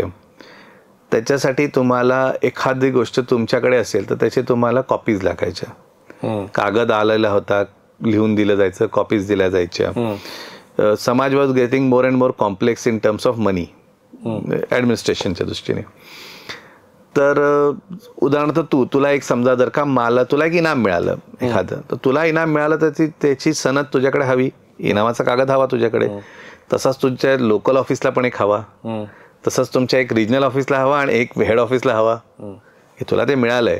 आता हे एवढं 4-4 वेळेला एकच मजकूर लिहायचा, तर हे एकच मजकूर लिहिण्यासाठी फारसीची जी स्क्रिप्ट आहे, पर्सो अरेबिक स्क्रिप्ट, तशी तर ती फार वळणदार आणि फार सुंदर आहे. आणि त्यात, कारण it is devoid of curves, sorry, it is devoid of straight lines and angles, it has curves, so it can be adapted to anything. आणि मला वाटतं त्यामध्ये उकार किंवा इकार नाही, उकार इकाराचा प्रश्न नाही, it basically has curves. Curves आहेत. सो कॅलिग्राफी खूप मोठं आहे. नाही, कॅलिग्राफी खूप मोठं होऊ शकतं उर्दू स्क्रिप्टमध्ये, म्हणजे स्क्रिप्ट जी आहे पर्सो अरेबिक स्क्रिप्टमध्ये, आणि होतेच. कॅलिग्राफी खूप मोठ्या प्रमाणात होते त्याच्यामध्ये, कारण 2 गोष्टी आहेत. एक तर त्यांना graven images are not forbidden for them, so they use their ideas to create something as a image out of writing, so that they will not be accused of anything. So calligraphy म्हणजे तुला जर का तुझं स्वतःचं नाव लिहून घ्यायचं असेल तर नाव तुम्ही एखाद्या इमेजमध्ये तू पटकन लिहू शकतोस, कारण इट हॅज कर्व्स. ते प्रोहिबिटेड नाही आहे, त्यामुळे तिथे मी माझं, आणि ती थोडीशी बगल आहे, म्हणजे प्रोहिबिशन ते बगल आहे. पण ही सुद्धा ही एवढं लपेटीता लिहित बसणं, मी 4-4 कॉपीज लिहित तर मी वेडावून जाईन, कारण everything has to be there. So ते काय करायला लागले, त्यांनी सुद्धा त्यांच्या लिपीला पण मोडली, तोडली, तोडून टाकली, फार हे केलं. म्हणून मोडी नाही म्हणून ती म्हणजे मोडी आहे, त्यांनी त्यांची लिपी, आपली नव्हे, त्यांची लिपी पण त्यांनी मोडली. त्यांची लिपी मोडली त्यांनी, आणि त्यांची लिपी मोडून शिकस्ता नावाची एक नवीन लिपी आणली. तीच लिपी आहे, पण ती शिकस्ता फॉर्ममध्ये लिहिलेली आहे. शिकस्त म्हणजे मोडणे, शिकस्तन म्हणजे तोडणे, मोडणे. तर तर त्याच्यावरनं त्याने ती मोडली, त्याला शिकस्ता लिपी लिहिली, आणि त्यात ते भराभर ती लोक लिहू शकले. म्हणजे त्यांचा स्पीड वाढला, कामाचा हे वाढला. जेव्हा मराठी लोकांनी, म्हणजे मराठ्यांच्या राज्याच्या एक्सपान्शन बरोबर जेव्हा राज्य करायला सुरुवात केली, राज्य तर मिळवलं पण परत ॲडमिनिस्ट्रेशन तर ठेवावंच लागणार. तसंच 4 कागद तुम्हाला लिहून द्यावे लागणार. मग तुम्ही बाळबोधमध्ये नाहीच लिहू शकत, एवढं कोण लिहित बसेल. मग एक्झॅक्टली त्यांनी जे शिकस्तवर केलं तसं इकडं मोडी बरोबर झालं की ती मोडली म्हणजे काय केलं की त्यांनी सिम्बॉलिझम वापरायला सुरुवात केली. जसं सिम्बॉलिझम, आता ॲम्परसँड हा जो असतो, ॲम्परसँड हा शब्द आहे, त्याचा आपण एक सिम्बॉल आहे असा वळवणार, त्याला अँड असा म्हणतो. अँडसाठी आपण एक सिम्बॉल काढतो. That is not, it is a symbol for the word and. And तसं शॉर्ट हँडमध्ये तुम्हाला काय शिकवलं जातं की काय शब्दांचे जे कॉमन आहेत त्यांचे एक सिम्बॉल्स शिकवले जातात की ते सिम्बॉल्स तुम्ही लक्षात ठेवायचे असतात. सेम वेनी काय केलं, काही जे हे होते ते फ्लोईंग, ते त्या लिपीचे नियम न मानता किंवा लिपीचे नियम थोडी बगल देऊन थोडे मिक्स करून एक सिम्बॉल्स तयार केले आणि ते सगळे एकत्र जोडून टाकले. So they made it as a cursive लिपी ऑफ मराठी. म्हणून ती लिहायला प्रचंड सोपी आहे आणि वाचायला तेवढीच कठीण आहे, कारण त्याच्यामध्ये आजच्या मॉडर्न युगाच्या नुसार स्पेसेस नाही आहेत, कॉमाज नाही आहेत, क्वेश्चन मार्क्स नाही, नथिंग. ऑल एक शब्द संपून दुसरा कुठे सुरू झाला ते अक्षरशः एक ओळ काढतात आणि त्याच्या खाली लिहून काढतात सगळे. पण ठीक आहे, ती लिहायला सोपी असली, वाचायला कठीण असली तरी सुद्धा त्याच्यातनं काही मजा येतात, म्हणजे मजा होतात त्याच्यामध्ये की कधी एखाद्या गोष्टीसाठी पण तुम्हाला कॉन्टेक्स्चुअली तुम्हाला कळतं हळूहळू आणि कळतंच, त्यात काय मोठीची गोष्ट नसते. आता उर्दूचं पण तसंच आहे. उर्दूमध्ये बऱ्याचशा गोष्टी नसल्यामुळे उर्दू हे साधारणतः मी म्हणत असतो, मी जेव्हा शिकवतो आणि थोडेसे आपल्या वयाची लोक आली ती मला सांगायला सोपं जातं की तुम्हाला आठवत आहे का स्मार्टफोनच्या आधी तुम्ही कसं लिहित होतात मेसेजेस, तुम्ही वॉवेल्स काढून टाकत होतात ना, ही तशीच उर्दू आहे असं त्यांना सांगतो. त्यांना पटकन कळतं. नवीन पोरांना नाही कळत, कारण त्यांना स्मार्टफोनची सवय असल्यामुळे त्यांना वॉवेल्स गाळायची सवय नाहीये. आपल्याला चालून जायचे. डायक्रिटिकल मार्क्स नाही आहेत, इसका उसका तर एक्झॅक्टली डायक्रिटिकल मार्क आणि वॉवेल्स पण गाळून टाकतात की लोक. ते आपण कंटेक्सनी कळायचं असतं. मोडीत सुद्धा तशीच कधी कधी थोडी गंमत होते, नाही असं नाही की कंटेक्सनी तुम्हाला कळून घ्यावं लागतं. म्हणजे लो आणि के ह्याच्यासाठी एकच सिम्बॉल आहे. हा, मग आता लोक गेले होते का केक गेले होते, 500 लोक होते का 500 केक होते, हे तुम्हाला कसं कळणार. तर ते तुम्हाला कळण्यासाठी तुम्हाला कॉन्टेक्स्चुअली असतं. अर्थात त्याच्यामध्ये त्यात काही वेगळं नसतं, पण काळाची गरज, म्हणजे जसं तू म्हणाला कॉपीज तयार करण्यासाठी तो स्पीड पाहिजेच होता. आणि बेसिकली सगळं लिहिलं जात काय होतं की सगळं मेजरली ॲडमिन काम लिहिलं जातं. आणि ॲडमिन कुठल्याही काळामध्ये कुठल्याही देशामध्ये it is in standard form. Standard form मध्ये असल्यामुळे मोडीमध्ये व्हायचं, पण नाही ॲडमिन काम पण व्हायचं, बाकी पण हळूहळू मोडीमध्येच. पण त्या मानाने पोथ्या बिथ्या ज्या त्या काळातल्या होत्या त्या बाळबोधमध्ये व्यवस्थित लिहिल्या गेल्या, त्या काय मोडीमध्ये लिहिल्या गेल्या नाहीत, कारण त्या बाकीच्यांनी वाचायच्या होत्या आणि they had some time to write it आणि तुम्हाला ते छान लिहिता यायचं. So yes, majorly admin. मग हळूहळू आता तू आणि मी समजा जर का काही वर्ष ॲडमिनचंच काम करतो आहोत आणि आपण मोडीमध्ये लिहितोय, तर वी आर व्हेरी कन्व्हर्संट. आपण एकमेकांना लिहिलेलं पत्र पण मोडीतच लिहिलं जायचं, नॅचरली मोडीत लिहिलं जायचं. तसं आजकाल ते टेक्स्ट एक्झॅक्टली टेक्स्ट असेल एक्झॅक्टली ते त्या हिशोबाने ते लिहिलं जायचं. इंग्लिश पूर्ण मोडलेली आहे तशी. हा, इंग्लिश मोडलेलीच आहे त्याच्यामध्ये. किंवा कर्सिव्ह, मुदलात कर्सिव्ह हा जो ज्याला रनिंग लिपी म्हणतात, पेन सॉरी तो टाक न उचलता पटकन तुम्हाला लिहिता यावं. एक बुडवण्यामध्ये तुम्हाला जेवढं, म्हणजे त्याला डुबा म्हणतात उर्दूमध्ये. एक डुबे में जितना लिख सके उतना लिखो. ओके. पराग, तू आणि गुरुप्रसाद कानेटकर, गुरुप्रसाद आणि तू माधवराव पेशव्यांवरती आणि शिवाजी महाराजांच्या राज्याभिषेकावरती पुस्तक लिहिलेले. हो. हे दोनच विषय तुम्हाला का म्हणजे निवडले तुम्ही, आणि काय प्रकारचं संशोधन त्यामध्ये तुम्हाला करावं लागलं, उद्देश काय होता पुस्तकांचा? अनफॉर्च्युनेटली मला कामामुळे वेळ मिळालेला नाहीये पुस्तकं तुमची वाचायचा, पण पुढचा मी आशा करतो की तुमच्या दोघांचा मिळून इंटरव्ह्यू ठेवेन आणि मला आशा आहे की तुम्ही दोघं याल. तर मला थोडक्यात सांग की या पुस्तकांचा एकतर राज्याभिषेक हा मुद्दा का घेतला आणि दुसरं माधवराव पेशव्यांवरती, आणि कुठल्या प्रकारचं संशोधन झालं होतं? माधवरावांवरती घ्यायचं कारण जे होतं अगदी सुरुवातीला की त्यांचा काळ अतिशय, म्हणजे त्यांचा जी हातात मिळालेली सत्ता जी होती he was never a designated air. Vishwasrao त्यांचे मोठे बंधू होते जे पानिपतात मारले गेले, त्यांचे वडील धक्क्याने गेले आणि राज्यकारभार खूप हे होता आणि त्यांच्या अतिशय कोवळ्या वयात त्यांच्या हातात येऊन पडलं राज्य. म्हणजे त्यांच्या म्हणजे त्यांना ती जबाबदारी घ्यावीच लागली आणि एक 11 वर्षाचं राज्य आणि त्यांचा मृत्यू त्याच्यामुळे लगेचच म्हणजे त्यांना आजारपणात त्यांचा मृत्यू टीबीत झालेला तो म्हणजे consumption it was not TB as such but consumption so त्यांचा त्याच्यामध्ये मृत्यू.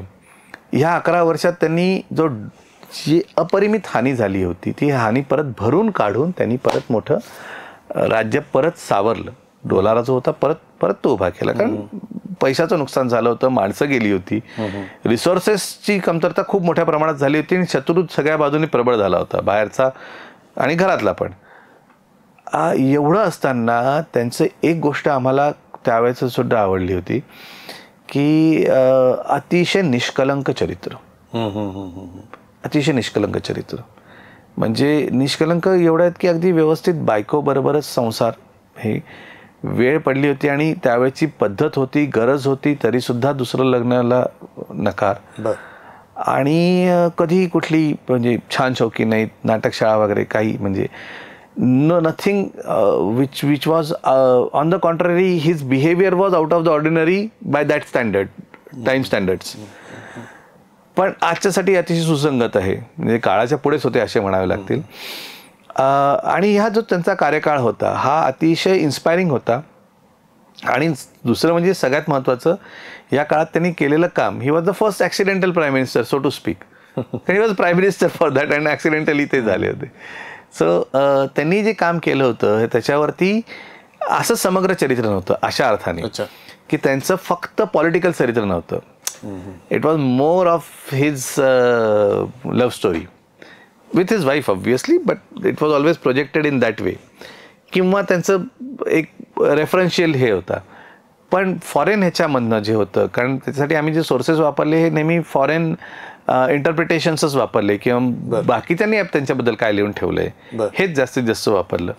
की त्याच्यासाठी म्हणून काय होतं तर he was a very able administrator in all senses. He was a very ruthless fighter also when it came to fight. And on the other side he was a very compassionate man. की काकांनी एवढा त्रास देऊन सुद्धा त्यांनी काकांना शेवटपर्यंत काही केलं नाही. म्हणजे काकाने लिटरली म्हणजे एखादा माणूस असता तर त्यांनी काकांना त्यावेळेला ठेवलं नसतं की फॉरगेट अबाउट एव्हरीथिंग एल्स, मला त्रास होतोय म्हणून ठेवलं नसतं. माणसाला त्रास झाला तर माणूस नॅचरली मारतो, डास चालला तरी पटकन आपण मारतो नॅचरल रिॲक्शनमध्ये. त्यांनी काहीही केलं नाही. He was very compassionate, very ruthless, very strict but also at times easy going.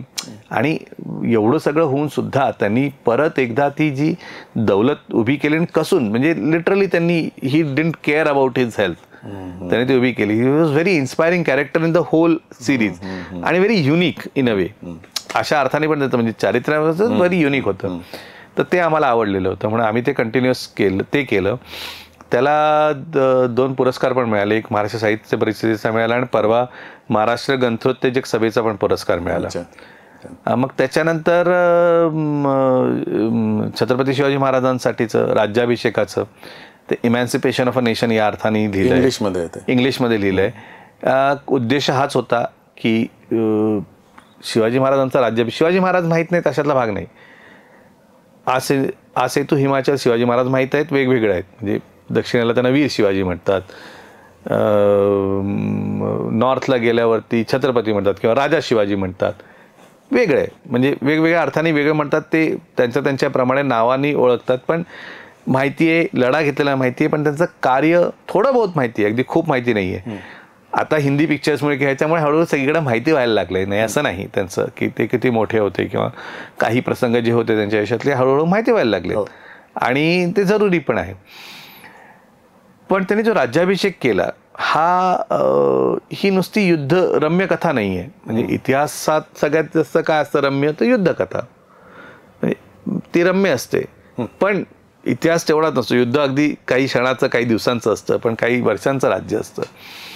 तर त्यांनी राज्याभिषेक का केला किंवा राज्याभिषेकाची का गरज पडली, हा राज्याभिषेक जो होता त्याच्यावरती राज्याभिषेक झाल्यानंतर त्यांचं जे राज्याचं मॉडेल होतं हे कसं होतं बेसिकली. तर एकंदरीत रिसर्च करता मला सापडलं होतं की हा जो राज्याभिषेक केला, हा राज्याभिषेकाची गरज तर पडली होती कारण त्यावेळेपर्यंत जे बाहेरचे लोक जी होती ही त्यांना दूषणं देत होती, कारण त्याला एक लेजिटिमेसी नव्हती त्या राज्याला, तर ते त्यांना बंडखोर समजत होती. तसंच त्यांच्याविषयी ज्यांचा काही संबंध नाही, घेणं देणं नाही, म्हणजे त्यांचं जे काही भांडण त्यावेळेचं जे स्ट्रेट भांडण होतं ते मुघलांबरोबर, इथं खाली आदिलशाहबरोबर यांच्याबरोबर भांडण चालू होतं. पण जे बाहेरचे होते, इंग्रज, फ्रेंच, डच जे होते, हे पण त्यांना मुघल इंटरप्रिटेशन किंवा मुसलमानी इंटरप्रिटेशननुसार बंडखोर ठरवत होती, हे होती, रेबेल म्हणत होती.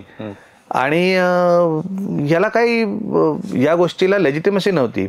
तर एक मोठी लेजिटिमेसी आणण्यासाठी त्यांनी तो राज्याभिषेक करून घेतला. आणि राज्याभिषेक, त्यांचा राज्याभिषेक म्हणजे ऑलमोस्ट 300-350 वर्षांमध्ये हिंदू राज्याभिषेक झालाच नव्हता, राजा झालाच नव्हता. राजे नावणारे त्यांच्या काळात पण खूप होते, पण राजा नव्हता. आणि राजा होणं महत्त्वाचं होतं, कारण त्याच्याने बाकीच्या सगळ्या गोष्टी सुकर होणार होत्या.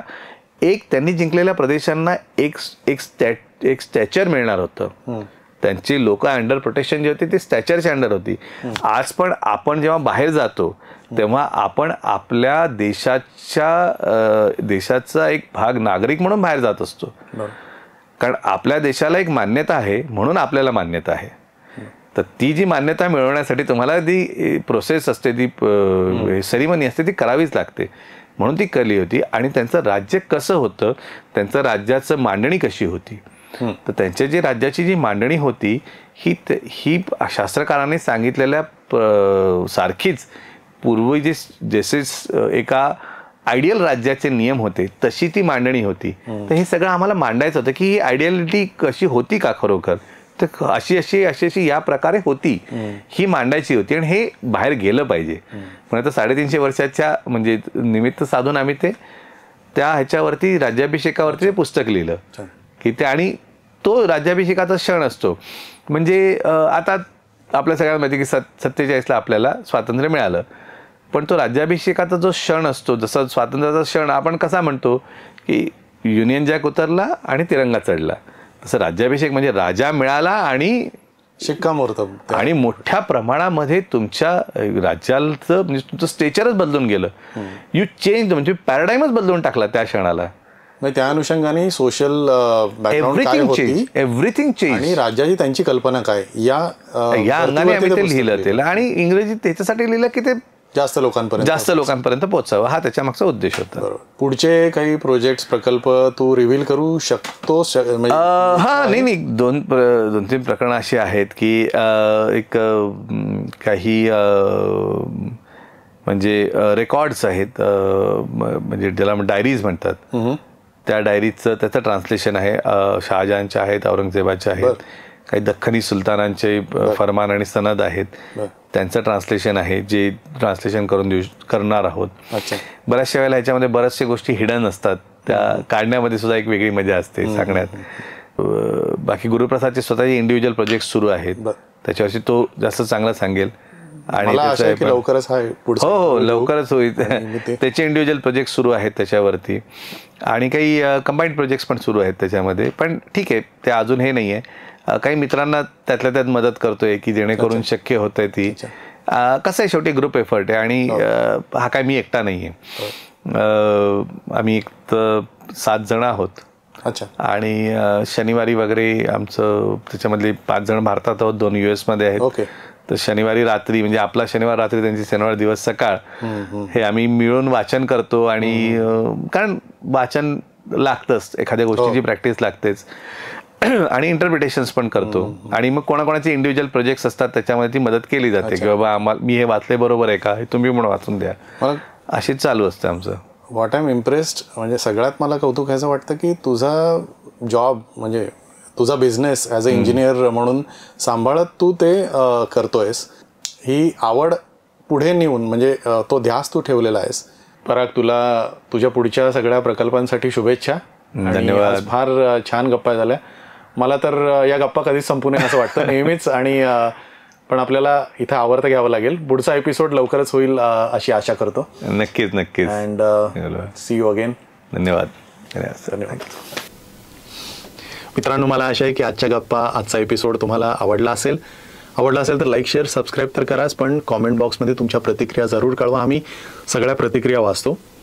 आणि पुन्हा भेटू नवीन विषय, नवी व्यक्ती घेऊन. आणि तोपर्यंत धन्यवाद आणि असेच चॅनलशी जोडलेले राहा. धन्यवाद.